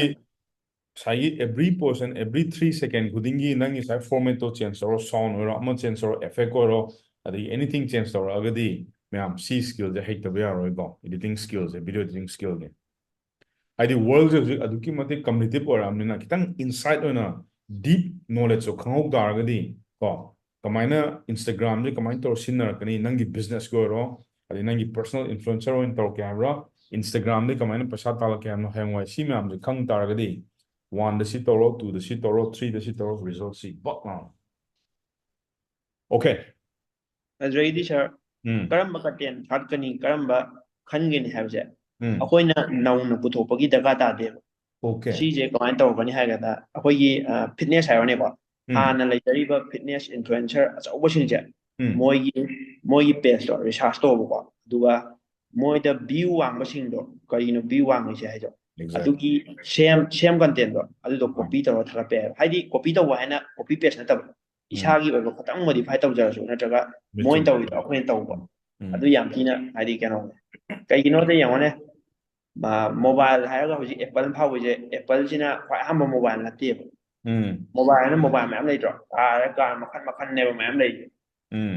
ꯂꯣꯏ ꯀꯣꯄꯤ ꯇꯧꯅꯩ ꯉꯥꯛꯇꯅꯦꯕ ꯑꯃꯅ ꯑꯗꯨꯅ ꯆꯨꯝꯃꯤꯀꯣ ꯁꯤꯁꯦ ꯅꯍꯥꯟꯕꯨꯗꯤ ꯑꯩꯅ ꯑꯩꯈꯣꯏ ꯃꯅꯨꯡꯗꯕꯨꯗꯤ ꯍꯥꯏꯈꯤꯕꯅꯤ ꯁꯤꯒꯤꯁꯦ ꯃꯦꯛꯁꯤꯃꯝ ꯀꯣ ꯚ꯭ꯌꯨꯁ ꯐꯪꯕ ꯌꯥꯝꯅ ꯄꯣꯄꯨꯂꯔ ꯑꯣꯏꯕ ꯚꯤꯗꯤꯑꯣꯁ ꯑꯃ ꯈꯜꯂꯣ ꯑꯗꯨꯒ ꯅꯁꯥꯒꯤ ꯑꯣꯏꯕꯗ ꯈꯤꯇꯪ ꯑꯣꯟꯊꯣꯛꯑꯒ ꯉꯥꯡꯅꯕ ꯍꯣꯠꯅꯧꯅ ꯑꯩ ꯅꯍꯥꯟ ꯁꯤ ꯃꯌꯥꯝ ꯅꯤꯡꯁꯤꯡꯕꯤꯕ꯭ꯔꯥ ꯑꯩꯅ ꯕꯦꯠꯁ ꯑꯃꯗ ꯍꯥꯏꯔꯝꯕꯅꯤ ꯁꯤꯒꯤꯁꯦ ꯀꯣꯟꯇꯦꯟ ꯁꯦꯝꯕꯗ ꯑꯗꯣ ꯏꯟꯁꯇꯥꯒ꯭ꯔꯥꯝꯗꯁꯨ ꯇꯧ ꯂꯩꯔꯝꯃꯤꯁꯤꯗꯤ ꯃꯌꯥꯝ ꯃꯦꯛꯁꯤꯃꯝ ꯀꯣ ꯚ꯭ꯌꯨꯁ ꯑꯣꯀꯦ ꯑꯗꯩ ꯃꯊꯪꯗꯤ ꯍꯨꯅꯥ ꯑꯗꯨꯒ ꯅꯪꯒꯤ ꯑꯦꯀꯥꯎꯟꯁꯦ ꯁꯤ ꯁꯦꯝꯕꯒꯤ ꯑꯃꯨꯛ ꯍꯥꯏꯖꯔꯛꯑꯒꯦꯕ ꯍꯣꯏ ꯑꯦꯀꯥꯎꯟꯁꯦ ꯌꯥꯝ ꯄ꯭ꯔꯣꯐꯥꯏꯜꯁꯦ ꯌꯥꯝ ꯊꯤ ꯐꯖꯕ ꯍꯥꯏꯗꯤ ꯐꯖꯍꯟꯕ ꯃꯊꯧ ꯇꯥꯏꯌꯦꯕ ꯍꯥꯏꯗꯤꯀꯣ ꯅꯪꯅ ꯔꯤꯜꯁꯇ ꯃꯤꯅ ꯔꯤꯜꯁꯁꯤ ꯅꯪꯒꯤ ꯔꯤꯜꯁꯇꯣ ꯌꯦꯡꯉꯛꯑꯅꯤꯕ ꯑꯗꯨꯒ ꯔꯤꯜꯁꯇ ꯀꯩꯗꯧꯔꯛꯀꯅꯤ ꯍꯥꯏꯕꯗ ꯅꯪꯒꯤ ꯀꯟꯇꯦꯟꯇꯣ ꯅꯪꯒꯤ ꯄ꯭ꯔꯣꯐꯥꯏꯜꯗ ꯆꯪꯉꯛꯀꯅꯤꯕ ꯑꯗꯨꯗ ꯅꯪꯒꯤ ꯄ꯭ꯔꯣꯐꯥꯏꯜꯗꯨꯅ ꯑꯩꯅ ꯌꯥꯝꯅ ꯆꯅꯩꯔꯒ ꯂꯩꯔꯝꯃꯒꯗꯤ ꯌꯥꯝ ꯁ꯭ꯀꯦꯇꯔꯠ ꯑꯣꯏꯔꯒ ꯂꯩꯔꯝꯃꯒꯗꯤ ꯐꯣꯂꯣꯗꯣ ꯅꯝꯅꯤꯡꯉꯣꯏꯕ ꯀꯩꯁꯨ obviously ꯑꯗꯨꯅ ꯍꯣꯏ it's ꯄ꯭ꯔꯣꯐꯥꯏꯜꯗꯨ very ꯌꯥꯝ ꯐꯖꯅ ꯁꯦꯝꯃꯒ mm, ꯌꯨꯅꯤꯛ ꯑꯣꯏꯍꯜꯂꯒ ꯊꯝꯒꯗꯕ mm. ꯑꯗꯨ ꯌꯥꯝꯅ ꯍꯥꯏꯗꯤ ꯗꯔꯀꯥꯔ ꯇꯥꯏ ꯑꯗꯨꯁꯨ ꯁꯤꯒꯤꯁꯤꯗꯤ ꯏꯟꯁꯇꯥꯒ꯭ꯔꯥꯝꯒꯤ ꯈꯤꯇꯪ ꯅꯠꯇ꯭ꯔꯒꯁꯨ ꯑꯦꯕ꯭ꯔꯤ ꯄ꯭ꯂꯦꯠꯐꯣꯝ ꯈꯨꯗꯤꯡꯒꯤ ꯒ꯭ꯔꯦꯠ ꯄ꯭ꯔꯣꯐꯥꯏꯜ ꯂꯩꯕꯁꯤꯗꯤ ꯑꯗꯨꯛꯀꯤ ꯃꯇꯤꯛ ꯏꯝꯄꯣꯔꯇꯦꯟ ꯑꯣꯏꯕ ꯃꯌꯥꯝ ꯏꯟꯁꯇꯥꯒ꯭ꯔꯥꯝ ꯍꯥꯏꯕ ꯂꯩꯇꯦ ꯐꯦꯁꯕꯨꯛ ꯀꯣ ꯑꯗꯒꯤ ꯌꯨꯇ꯭ꯌꯨꯕ ꯑꯣꯏꯔꯣ ꯂꯤꯡꯛꯗꯤꯟ ꯑꯣꯏꯔꯣ ꯑꯗꯒꯤ ꯇ꯭ꯋꯤꯇꯔ ꯑꯣꯏꯔꯣ ꯅꯍꯥꯛꯀꯤ ꯄ꯭ꯔꯣꯐꯥꯏꯜꯗꯣ ꯖꯣꯀꯔ ꯐꯀꯔꯒꯤ ꯍꯥꯞꯄꯝ ꯇꯥꯔꯗꯤ ꯃꯤꯅ ꯑꯃꯨꯛ ꯌꯦꯡꯉꯛꯄ ꯃꯇꯝꯗ ꯃꯥꯏ joker ꯐꯀꯔꯅꯦ ꯍꯥꯏꯔꯅꯤꯕ it's very important you must have a great profile in any of the platform ꯀꯣ ꯍꯧꯖꯤꯛꯄꯨꯗꯤ ꯏꯟꯁꯇꯥꯒ꯭ꯔꯥꯝꯒꯤ ꯍꯥꯏꯔꯦ ꯑꯗꯣ ꯏꯟꯁꯇꯥꯒ꯭ꯔꯥꯝꯗ ꯍꯧꯖꯤꯛ ꯒ꯭ꯔꯦꯠ ꯄ꯭ꯔꯣꯐꯥꯏꯜ ꯑꯗꯨꯝ ꯑꯩ ꯁ꯭ꯇꯨꯗꯦꯟ ꯑꯣꯏꯔꯝ ꯇꯥꯔ ꯃꯅꯨꯡꯗ ꯂꯩꯔꯝ ꯇꯥꯔꯒꯗꯤ ꯁꯤ ꯁꯦꯝꯃꯝꯒꯅꯤ I think so okay second ꯑꯗꯨꯒ ꯅꯪꯒꯤ ꯄ꯭ꯔꯣꯐꯥꯏꯜꯁꯦ ꯄ꯭ꯔꯣꯐꯦꯁꯅꯦꯜ ꯄ꯭ꯔꯣꯐꯥꯏꯜ ꯑꯣꯟꯊꯣꯛꯑꯣ ꯍꯥꯏꯗꯤ ꯁꯦꯠꯇꯤꯡꯗ ꯌꯥꯎꯕꯅꯦꯀꯣ ꯑꯗꯨꯝ ꯏꯟꯁꯇꯥꯒ꯭ꯔꯥꯝꯗꯀꯣ ꯀ꯭ꯔꯤꯌꯦꯇꯔ ꯑꯦꯀꯥꯎꯟ ꯌꯥꯏ ꯕꯤꯖꯤꯅꯦꯁ ꯑꯦꯀꯥꯎꯟ ꯌꯥꯏ ꯑꯗꯣ ꯕꯤꯖꯤꯅꯦꯁ ꯑꯦꯀꯥꯎꯟꯁꯤꯗꯤ ꯑꯩꯅ ꯔꯤꯀꯃꯦꯟ ꯇꯧꯗꯦ ꯀꯩꯒꯤꯅꯣ ꯕꯤꯖꯤꯅꯦꯁ ꯑꯦꯀꯥꯎꯟꯁꯦ ꯌꯥꯝꯅ ꯐꯤꯆꯔ ꯌꯥꯝ ꯋꯥꯠꯂꯦꯕ ꯏꯁꯩꯒꯨꯝꯕ ꯁꯤꯖꯤꯟꯅꯕ ꯌꯥꯗꯕ ꯑꯗꯨꯒꯨꯝꯕ ꯌꯥꯝ ꯊꯤꯅ ꯋꯥꯠꯂꯦꯕꯀꯣ ꯑꯗꯨꯗꯒꯤ ꯏꯟꯁꯇꯥꯒ꯭ꯔꯥꯝꯅ ꯌꯥꯝ ꯊꯤꯅ ꯌꯦꯡꯁꯤꯜꯂꯦ ꯕꯤꯖꯤꯅꯦꯁ ꯑꯦꯀꯥꯎꯟꯁꯦ ꯍꯥꯏꯗꯤ ꯕꯤꯖꯤꯅꯦꯁꯁꯦ ꯑꯅꯝꯕꯅ ꯄꯣꯠ ꯌꯣꯟꯕꯅꯦꯕ ꯑꯗꯨꯗꯩ ꯁꯦꯜꯁꯦ ꯀꯔꯝꯕ ꯁꯦꯜ ꯇꯧꯔꯤꯅꯣ ꯃꯥꯏꯁꯤ ꯗꯨꯄ꯭ꯂꯤꯀꯦꯠ ꯁꯦꯜꯂ ꯑꯗꯨꯒꯨꯝꯕ ꯌꯥꯝ ꯊꯤꯅ ꯏꯟꯁꯇꯥꯒ꯭ꯔꯥꯝꯅ ꯌꯦꯡꯁꯤꯜꯂꯦꯕꯀꯣ ꯑꯗꯨꯅ ꯕꯤꯖꯤꯅꯦꯁ ꯑꯣꯏꯇꯥꯔꯒꯁꯨ ꯀ꯭ꯔꯤꯌꯦꯇꯔ ꯑꯦꯀꯥꯎꯟ ꯍꯥꯏꯅ ꯑꯗꯨꯝ ꯑꯣꯟꯊꯣꯛꯄꯤꯌꯣ okay ꯁꯤꯗꯤ ꯕꯛ ꯉꯥꯜꯂꯦ ꯀꯣ ꯀ꯭ꯔꯤꯌꯦꯇꯔ ꯑꯦꯀꯥꯎꯟ ꯑꯗꯨ ꯑꯣꯏꯇꯥꯔꯒꯗꯤ ꯑꯩꯈꯣꯏꯅ ꯍꯌꯦꯡꯋꯥꯏ ꯑꯦꯗꯚꯔꯇꯤꯖꯃꯦꯟ ꯇꯧꯔꯛꯄ ꯃꯇꯝꯗ ꯄꯔꯁꯅꯦꯜꯗꯩꯗꯤ ꯑꯃꯨꯛꯁꯨ ꯐꯔꯛ ꯇꯥꯏꯌꯦꯕ ꯁꯤꯁꯦ ꯀꯩ ꯍꯥꯏꯅꯣ ꯁꯥꯔ ꯍꯌꯦꯡꯋꯥꯏ ꯑꯩꯈꯣꯏꯅ ꯁꯤꯒꯤ ꯄꯣꯠꯁꯦ ꯁꯝꯅ ꯍꯥꯏꯔꯕꯗ ꯍꯧꯖꯤꯛ ꯏꯟꯁꯇꯥꯒ꯭ꯔꯥꯝꯁꯤꯗ ꯑꯩꯈꯣꯏ ꯄꯔꯁꯅꯦꯜ ꯑꯃ ꯂꯩꯔꯦ ꯕꯤꯖꯤꯅꯦꯁ ꯑꯃ ꯑꯅꯤ ꯊꯣꯛꯅ ꯂꯩꯗꯅ ꯄꯔꯁꯅꯦꯜꯗ ꯑꯣꯏꯇꯥꯔꯒꯗꯤ ꯈꯤꯇꯪ ꯁꯥꯔ ꯑꯩꯉꯣꯟꯗ ꯀꯩꯅꯣ ꯀ꯭ꯔꯤꯌꯦꯇꯔꯗꯨꯁꯨ ꯀꯩꯅꯣꯅꯦ ꯄꯔꯁꯅꯦꯜ ꯅꯠꯇꯦ ꯀꯩꯅꯣ ꯄ꯭ꯔꯣꯐꯦꯁꯅꯦꯜꯅꯦ ꯄ꯭ꯔꯣꯐꯦꯁꯅꯦꯜꯗ ꯑꯅꯤ ꯈꯥꯏꯗꯣꯛꯑꯦꯕ ꯑꯣꯀꯦ ꯀ꯭ꯔꯤꯌꯦꯇꯔꯒ ꯕꯤꯖꯤꯅꯦꯁꯀ ꯑꯗꯨ ꯕꯤꯖꯤꯅꯦꯁꯇꯣ ꯈꯟꯕꯤꯒꯅꯣꯕ ꯌꯥꯔꯒꯗꯤ ꯑꯣꯀꯦ ꯀ꯭ꯔꯤꯌꯦꯇꯔ ꯈꯟꯕꯤꯌꯣ ꯀ꯭ꯔꯤꯌꯦꯇꯔ ꯑꯣꯏꯅ ꯈꯜꯂꯣꯕ ꯄꯔꯐꯦꯛ ꯑꯗꯨ ꯑꯣꯏꯇꯥꯔꯗꯤ ꯑꯩꯈꯣꯏꯅ ꯏꯟꯁꯇꯥꯒ꯭ꯔꯥꯝꯒꯤ ꯕꯤꯖꯤꯅꯦꯁ ꯑꯃ ꯊꯣꯛꯏ ꯃꯌꯥꯝꯁꯤ ꯂꯣꯏꯅꯃꯛ ꯁꯤꯗ ꯑꯣꯟ ꯇꯥꯏ ꯑꯗꯨꯅꯦ ꯑꯗꯨꯗ ꯑꯣꯟꯕꯤꯌꯣ ꯑꯣꯀꯦ ꯑꯗꯨ ꯑꯣꯏꯇꯥꯔꯗꯤ ꯃꯌꯥꯝ ꯑꯩꯈꯣꯏꯅ ꯍꯧꯖꯤꯛ ꯕꯤꯖꯤꯅꯦꯁꯇ ꯑꯣꯟꯈꯤꯕ ꯃꯌꯥꯝꯗꯣ ꯑꯃꯨꯛ ꯀꯩꯅꯣꯗ ꯂꯥꯛꯑꯣ ꯀ꯭ꯔꯤꯌꯦꯇꯔ ꯑꯦꯀꯥꯎꯟꯗ ꯑꯃꯨꯛ ꯑꯣꯜꯂꯁꯦ ꯑꯗꯨꯗꯤ ꯑꯗꯣ ꯁꯤꯒꯤꯁꯦ ꯑꯩ ꯑꯝꯇꯪꯗꯤ ꯌꯦꯡꯈꯤꯒꯦ ꯀꯣ ꯍꯌꯦꯡꯋꯥꯏ ꯑꯦꯗꯚꯔꯇꯤꯖꯃꯦꯟ ꯇꯧꯔꯛꯄ ꯃꯇꯝꯗ ꯌꯥ ꯇꯥꯔꯒꯗꯤ ꯄꯔꯐꯦꯛ ꯌꯥꯕꯅꯦ ꯁꯥꯔ ꯑꯗꯨꯝ ꯌꯥꯔꯦ ꯌꯥꯔꯦ ꯄ꯭ꯔꯦꯛꯇꯤꯁ ꯅꯪꯅꯕꯨ ꯌꯥꯔꯦ ꯍꯥꯏ ꯑꯣꯀꯦ ꯅꯝꯕꯔ 3 ꯅꯝꯕꯔ 3ꯗ ꯑꯩꯈꯣꯏꯅ ꯀ꯭ꯔꯤꯌꯦꯇꯔ ꯑꯦꯀꯥꯎꯟ ꯊꯝꯃꯤꯁꯦ ꯁꯤ ꯀꯩꯒꯤꯅꯣ ꯍꯥꯏ ꯀꯥꯟꯗꯗꯤ ꯑꯩꯈꯣꯏ ꯁ꯭ꯇꯦꯇꯤꯁꯇꯤꯛꯁ ꯃꯌꯥꯝꯗꯣ ꯌꯦꯡꯉꯛꯅꯕꯅꯦꯕ ꯈ꯭ꯋꯥꯏ ꯃꯔꯨ ꯑꯣꯏꯅ ꯀ꯭ꯔꯤꯌꯦꯇꯔ ꯑꯦꯀꯥꯎꯟ ꯑꯣꯜꯂꯀꯥꯟꯗ ꯅꯪꯒꯤ ꯐꯣꯂꯣꯋꯔꯁꯤꯡꯁꯦ ꯀꯔꯝ ꯀꯥꯟꯗ ꯑꯦꯛꯇꯤꯚ ꯂꯩ ꯄꯨꯡ ꯀꯌꯥꯗꯅ ꯈ꯭ꯋꯥꯏꯗꯒꯤ ꯑꯦꯛꯇꯤꯚ ꯂꯩ ꯍꯥꯏꯕꯗꯣ ꯎꯠꯂꯛꯀꯅꯤꯕ very nice ꯍꯥꯏꯇꯥꯔꯒꯗꯤ ꯑꯩꯒꯤ ꯑꯣꯏꯅ 6 PM ꯁꯦ ꯁꯤꯁꯤꯅ ꯈ꯭ꯋꯥꯏꯗꯒꯤ ꯑꯦꯛꯇꯤꯚ ꯑꯣꯏꯌꯦꯕ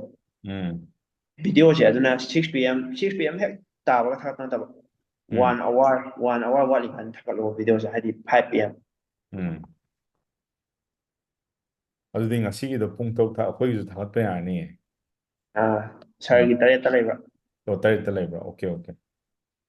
ꯁꯥꯔꯒꯤ ꯍꯥꯏꯗꯤ ꯑꯩꯈꯣꯏ ꯑꯦꯀꯥꯎꯟ ꯁꯥꯔꯒꯤ ꯀꯩꯅꯣꯗ ꯍꯣꯏ 3ꯗ ꯂꯩ ꯇꯥꯔꯗꯤ 3ꯗ ꯊꯥꯒꯠꯀꯅꯤ ꯑꯣꯀꯦ ꯑꯣꯀꯦ ꯑꯣꯀꯦ ꯃꯌꯥꯝ ꯑꯩꯈꯣꯏꯁꯨ ꯉꯁꯤꯗꯤ ꯂꯣꯏ ꯎꯠꯀꯦꯀꯣ ꯅꯣꯏꯗ ꯖꯤꯔꯣꯅꯤ ꯍꯧꯖꯤꯛ ꯂꯩꯁꯦ ꯊꯥ 3ꯗ ꯌꯦꯡꯉꯣ ꯀꯃꯥꯏꯅ ꯑꯁꯤꯗ ꯑꯩ ꯕꯤꯖꯤꯅꯦꯁ ꯖꯦꯅꯦꯔꯦꯠ ꯇꯧꯔꯛꯀꯦꯀꯣ ꯃꯅꯤꯄꯨꯔꯗ ꯑꯗꯨꯝ ꯌꯥꯍꯜꯂꯛꯑꯒꯦ ꯀꯣ ꯑꯩꯅ ꯅꯍꯥꯟꯒꯩ ꯏꯟꯁꯇꯥꯒ꯭ꯔꯥꯝꯁꯦ ꯐꯣꯀꯁ ꯇꯧꯗꯦꯕ ꯁꯨꯝ ꯁꯪꯉꯀꯥꯟꯗ ꯊꯥꯒꯠꯄ ꯈꯛꯇꯅꯦꯕ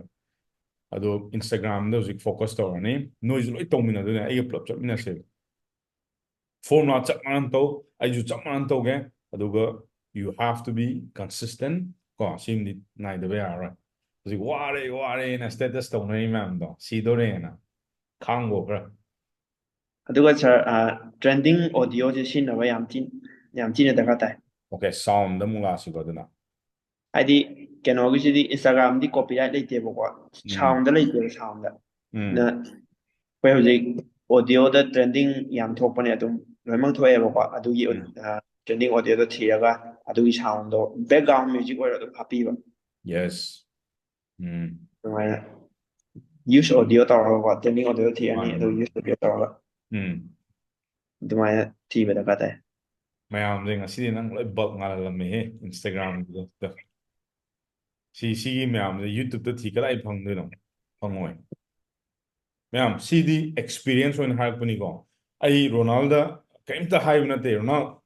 ꯍꯣꯔꯦꯟ ꯁꯨꯃꯥꯏꯅ ꯀ꯭ꯂꯥꯁ ꯂꯩ ꯅꯪꯒꯤ ꯏꯟꯁꯥꯏꯠ ꯑꯣꯏꯕ ꯈꯔ ꯃꯌꯥꯝꯗ ꯍꯥꯏꯔꯣ ꯀꯣ ꯑꯗꯨꯒ ꯁꯤ ꯎꯠꯂꯛꯄ ꯃꯇꯝꯗ ꯃꯌꯥꯝ ꯐꯖꯅ ꯅꯣꯠ ꯇꯧꯔ ꯊꯝꯖꯤꯜꯂꯨ ꯀꯣ ꯑꯗꯨꯒ ꯑꯦꯄ꯭ꯂꯥꯏ ꯇꯧꯒꯗꯕ ꯁꯨꯝ ꯀꯣ ꯀꯣꯛꯇ ꯁꯨꯝ ꯊꯝꯕꯗꯤ ꯄꯨꯡꯈꯥꯏ ꯑꯃ ꯄꯨꯡ ꯑꯃ ꯑꯅꯤ ꯀꯥꯎꯈꯤꯅꯤ ꯅꯣꯠ ꯇꯧꯔ ꯊꯝꯃꯧꯔꯣ ꯐꯖꯅ ꯑꯗꯨꯒ ꯁꯥꯔ ꯑꯩꯈꯣꯏꯅ ꯀꯩꯅꯣ ꯚꯤꯗꯤꯑꯣ ꯑꯃ ꯊꯥꯒꯠꯄꯗ ꯁꯤꯁꯤ ꯀꯩꯅꯣ ꯇꯧ ꯚ꯭ꯌꯨ ꯌꯥꯝꯈ꯭ꯔꯦꯅ ꯈꯜꯂꯣꯀꯣ ꯁꯤꯒꯤ ꯚꯤꯗꯤꯑꯣꯁꯦ ꯆꯥꯟꯅꯈ꯭ꯔꯦꯕ ꯍꯣꯏ ꯑꯗꯨ ꯑꯣꯏꯇꯥꯔꯒꯗꯤ ꯃꯊꯪꯒꯤ ꯚꯤꯗꯤꯑꯣꯁꯤꯡꯗꯣ ꯑꯗꯨꯒꯤ ꯃꯑꯣꯡꯗ ꯍꯥꯏꯐꯦꯠ ꯃꯥꯟꯅꯕ ꯂꯣꯏ ꯊꯥꯒꯠꯂꯛꯑꯣ ꯍꯥꯏꯇꯥꯔꯒꯗꯤ ꯑꯗꯨꯒꯤ ꯇꯥꯏꯞꯇꯨꯗ ꯊꯥꯒꯠꯂꯛꯑꯣ ꯑꯩꯅ ꯇ꯭ꯔꯥꯟꯁꯤꯁꯟꯒꯤ ꯚꯤꯗꯤꯑꯣ ꯑꯃ ꯊꯥꯒꯠꯈ꯭ꯔꯦꯅ ꯈꯜꯂꯣꯀꯣ ꯁꯤ ꯇ꯭ꯔꯥꯟꯁꯤꯁꯟꯒꯤ ꯚꯤꯗꯤꯑꯣꯁꯦ ꯚ꯭ꯌꯨ ꯌꯥꯝ ꯊꯤ ꯆꯠꯈ꯭ꯔꯦꯕꯀꯣ ꯑꯣꯀꯦ ꯑꯗꯨꯗꯤ ꯃꯇꯨꯡ ꯇꯥꯕ ꯚꯤꯗꯤꯑꯣꯁꯤꯡꯗꯣ ꯇ꯭ꯔꯥꯟꯁꯤꯁꯟ ꯑꯗꯨꯝ ꯑꯣꯏꯍꯜꯂꯛꯑꯣ ꯑꯗꯨꯝ ꯂꯣꯏꯅꯃꯛ ꯍꯥꯏꯕ ꯅꯠꯇꯦ ꯍꯥꯏꯗꯤ ꯈꯔ ꯃꯇꯨꯡ ꯇꯥꯕ ꯈꯔꯗꯣ ꯑꯣꯀꯦ ꯆꯥꯅꯈꯤꯕꯗꯨꯗꯤ ꯑꯗꯨꯝ ꯆꯥꯅꯔꯛꯑꯅꯤ ꯃꯊꯪꯗꯁꯨ ꯑꯗꯨ ꯑꯗꯨꯝ ꯗꯨꯄ꯭ꯂꯤꯀꯦꯠ ꯇꯧꯕ ꯌꯥꯏꯗꯅ ꯑꯣꯀꯦ ꯑꯣꯁꯝ ꯃꯌꯥꯝ ꯃꯨꯟꯅ ꯌꯦꯡꯕꯤꯔꯣ ꯁ꯭ꯀ꯭ꯔꯤꯟꯗ ꯑꯩ ꯎꯠꯂꯛꯑꯒꯦ ꯁꯤꯁꯤꯅ ꯑꯦꯛꯆꯨꯑꯦꯜ ꯀꯣ ꯉꯁꯥꯏꯒꯤꯗꯨꯅ ꯌꯦꯡꯉꯣ ꯏꯟꯁꯇꯥꯒ꯭ꯔꯥꯝꯗꯨꯗ ꯍꯧꯖꯤꯛ ꯅꯪꯁꯦ ꯚ꯭ꯌꯨꯁ ꯃꯌꯥꯝ ꯑꯃ ꯐꯪꯉꯦꯕ ꯀꯣ ꯑꯦꯡꯒꯦꯖꯃꯦꯟꯁꯨ ꯐꯪꯉꯦ ꯀꯣꯃꯦꯟꯁꯨ ꯐꯪꯉꯦ ꯂꯣꯏ ꯐꯪꯉꯦꯕ ꯑꯗꯨ ꯐꯪꯉ ꯃꯇꯨꯡꯗ ꯀꯃꯥꯏꯅ ꯇꯧꯔꯒ ꯃꯤ ꯂꯥꯛꯏꯕ ꯃꯌꯥꯝꯗꯣ ꯅꯪ ꯀꯃꯥꯏꯅ ꯀꯟꯚꯔꯠ ꯇꯧꯔꯛꯇꯣꯏꯅꯣ in terms of revenue in terms of sales ꯁꯤꯗꯩꯁꯤꯗꯅꯦꯕ ꯀꯣꯛ ꯁꯥꯟꯅꯔꯛꯇꯣꯏꯁꯦ ꯏꯟꯁꯇꯥꯒ꯭ꯔꯥꯝ ꯑꯣꯏꯁꯅꯨ ꯐꯦꯁꯕꯨꯛ ꯑꯣꯏꯁꯅꯨ ꯌꯨꯇ꯭ꯌꯨꯕ ꯑꯣꯏꯁꯅꯨ ꯑꯗꯒꯤ ꯀꯔꯤ ꯇ꯭ꯋꯤꯇꯔ ꯑꯣꯏꯁꯅꯨ ꯁ꯭ꯅꯦꯞꯆꯦꯠ ꯑꯣꯏꯁꯅꯨ ꯑꯦꯅꯤꯊꯤꯡ ꯀꯣ ꯁꯤꯒꯨꯝꯕ ꯄ꯭ꯂꯦꯠꯐꯣꯝꯁꯤꯗꯤ ꯗꯦ ꯋꯤꯜ ꯀꯝ ꯑꯦꯟ ꯒꯣ ꯅꯪꯉꯣꯟꯗ ꯀꯩꯝꯇ ꯅꯪꯒꯤ ꯄꯋꯥꯔ ꯂꯩꯔꯣꯏꯕ ꯍꯌꯦꯡꯋꯥꯏ ꯅꯪ ꯀꯃꯥꯏꯅ ꯏꯟꯁꯇꯥꯒ꯭ꯔꯥꯝꯅ ꯁꯤꯒꯤ ꯃꯇꯝꯗ ꯅꯪ ꯀꯃꯥꯏꯅ ꯐꯥꯗꯣꯏꯅꯣ ꯌꯥꯔꯣꯏꯀꯣ ꯌꯨ ꯗꯣꯟ ꯍꯦভ ꯑꯦꯅꯤ ꯀꯟꯇ꯭ꯔꯣꯜ ꯅꯣ ꯃꯦꯇꯔ ꯋꯥꯠ ꯃꯥꯔꯛ ꯖꯀꯔꯕꯔꯒꯅ ꯉꯁꯤꯗꯒꯤ ꯅꯪ ꯏꯟꯁꯇꯥꯒ꯭ꯔꯥꯝ ꯄꯥꯏꯔꯨꯅꯨ ꯕ꯭ꯂꯣꯛ ꯇꯛ ꯇꯧꯔꯛꯄ ꯃꯇꯝꯗ ꯀꯩꯗꯧꯗꯣꯏꯅꯣ ꯑꯗꯨꯒꯤ ꯃꯇꯝꯗꯨꯗ ꯋꯥꯠ ꯌꯨ ꯋꯤꯜ ꯗꯨ ꯍꯥꯏꯗꯤ ꯅꯪꯅ ꯍꯧꯖꯤꯛ ꯀꯣ ꯑꯩꯒꯤ ꯁꯕꯁꯀ꯭ꯔꯥꯏꯕꯔ ꯁꯝꯅ ꯍꯥꯏꯔꯕꯗ 100K ꯀꯣ 150 ꯂꯩꯔꯦꯅ ꯈꯜꯂꯁꯦꯕ ꯑꯗꯣ ꯑꯦꯕ꯭ꯔꯤ ꯁꯕꯁꯀ꯭ꯔꯥꯏꯕꯔ ꯈꯨꯗꯤꯡꯃꯛꯇꯤ ꯅꯍꯥꯛꯀꯤ ꯀꯩꯅꯣ ꯅꯠꯇꯦꯗꯅ ꯀ꯭ꯂꯥꯏꯟ ꯅꯠꯇꯦꯗꯅ ꯅꯍꯥꯛꯇꯤ ꯍꯧꯖꯤꯛ ꯕꯤꯖꯤꯅꯦꯁꯃꯦꯟ ꯀꯣ ꯁꯤꯗꯩꯗ ꯕꯤꯖꯤꯅꯦꯁꯃꯦꯟ ꯌꯧꯕꯤ ꯇꯥꯔꯒꯗꯤ ꯑꯝꯇꯪ ꯈꯨꯗꯝꯇ ꯊꯥꯡꯒꯠꯄꯤꯔꯣ ꯑꯝꯇ ꯂꯣꯏ ꯌꯦꯡꯖꯒꯦ ꯑꯣꯀꯦ ꯁꯤ ꯀꯣ ꯁꯤꯗꯩꯁꯤꯗ ꯚꯤꯗꯤꯑꯣ ꯂꯣꯏꯅꯃꯛ ꯑꯣꯐ ꯇꯧꯔꯦ ꯀꯣ ꯑꯗꯣ ꯑꯩ ꯁꯤꯗꯩꯁꯤꯗ ꯑꯩ ꯀꯩꯅꯣꯝ ꯍꯥꯏꯔꯝꯒꯦꯕ ꯄ꯭ꯂꯦꯠꯐꯣꯝꯗꯤꯅꯦ ꯅꯣꯏꯗ ꯃꯌꯥꯝ ꯑꯃ ꯂꯥꯛꯀꯅꯤꯕ ꯁꯤ ꯉꯁꯤ ꯈꯛꯇꯅ ꯂꯣꯏꯔꯣꯏ ꯄ꯭ꯂꯦꯠꯐꯣꯝꯁꯦ ꯑꯗꯨꯝ ꯉꯁꯤꯗꯒꯤ ꯆꯍꯤ 30 40ꯒꯤ ꯃꯇꯨꯡꯗ ꯑꯗꯨꯝ ꯄ꯭ꯂꯦꯠꯐꯣꯝꯁꯦ ꯑꯅꯧꯕ ꯊꯣꯛꯂꯛꯄꯁꯨ ꯀꯅꯥ ꯈꯪꯅꯤ ꯍꯧꯖꯤꯛ AI ꯒꯤ ꯃꯇꯝꯅꯤ ꯑꯗꯨꯅ ꯑꯗꯨꯛꯀꯤ ꯃꯇꯤꯛ ꯂꯥꯛꯀꯅꯤ ꯑꯗꯣ ꯁꯤꯗꯩꯁꯤꯗ ꯑꯩꯅ ꯅꯣꯏꯗ ꯀꯔꯤꯒꯨꯝꯕ ꯑꯃ ꯉꯁꯤ ꯌꯥꯝ ꯀꯥꯟꯅꯍꯧꯕ ꯑꯃ ꯍꯥꯏꯔꯝꯒꯦꯕ in any business you tell me ꯀꯣ ꯀꯔꯤꯒꯨꯝꯕ ꯅꯪꯉꯣꯟꯗ ꯂꯥꯏꯛ ꯇꯧꯔꯛꯏꯕ ꯅꯪꯉꯣꯟꯗ ꯀꯣꯃꯦꯟ ꯄꯤꯔꯛꯏꯕ ꯑꯗꯨꯒꯤ ꯃꯤ ꯃꯌꯥꯝꯗꯣ ꯅꯪꯒꯤ ꯑꯣꯟ ꯇꯧꯖꯕ ꯅꯪꯒꯤ ꯄ꯭ꯂꯦꯠꯐꯣꯝ ꯑꯃꯗ ꯄꯨꯔꯛꯄ ꯉꯝ ꯇꯥꯔꯒꯗꯤ you can run the business anywhere in the world ꯀꯣ without depending on somebody else ꯀꯅꯥꯝꯇꯗ ꯅꯪꯅ ꯗꯤꯄꯦꯟ ꯇꯧꯗꯅ ꯅꯁꯥꯒꯤ ꯄ꯭ꯂꯦꯠꯐꯣꯝꯗ ꯅꯪ ꯕꯤꯖꯤꯅꯦꯁ ꯔꯟ ꯇꯧꯕ ꯌꯥꯅꯤꯕ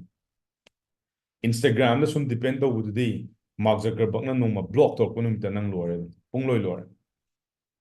so that's a model ꯑꯩꯅ ꯁ꯭ꯇꯦꯞ 3 ꯈꯛꯇꯪ ꯇꯥꯛꯀꯅꯤ ꯀꯣ ꯑꯦꯅꯤ ꯄ꯭ꯂꯦꯠꯐꯣꯝ ꯁꯤꯖꯤꯟꯅꯧꯕ ꯀꯩꯝ ꯀꯥꯏꯗꯦ ꯑꯗꯨꯒ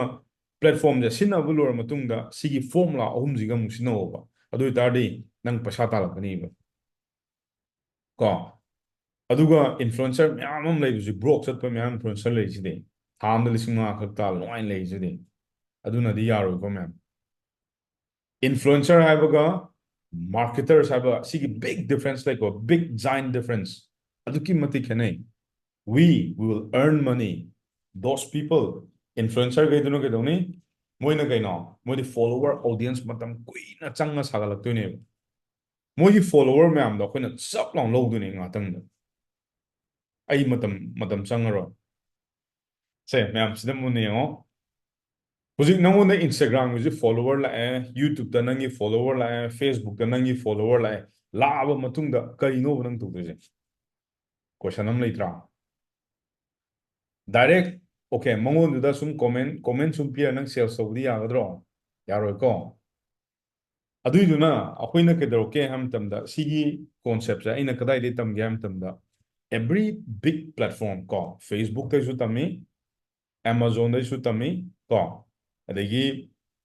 अखोइगी करीबा Skype तैसु तमी को सी अहुमजिदगी अइना कई तरोके हम तमदा कस्टमर गिने डेटाबेस मोइ तुम लोकसल लेब सी Facebook ते ngोबा एंट्री लेवल जा तो कि मतिक लाइड्रो नोइना Facebook साइन अप तो मतम नंगोंदे पैसा तिंगबरना पैसा तिंगमोय कइनो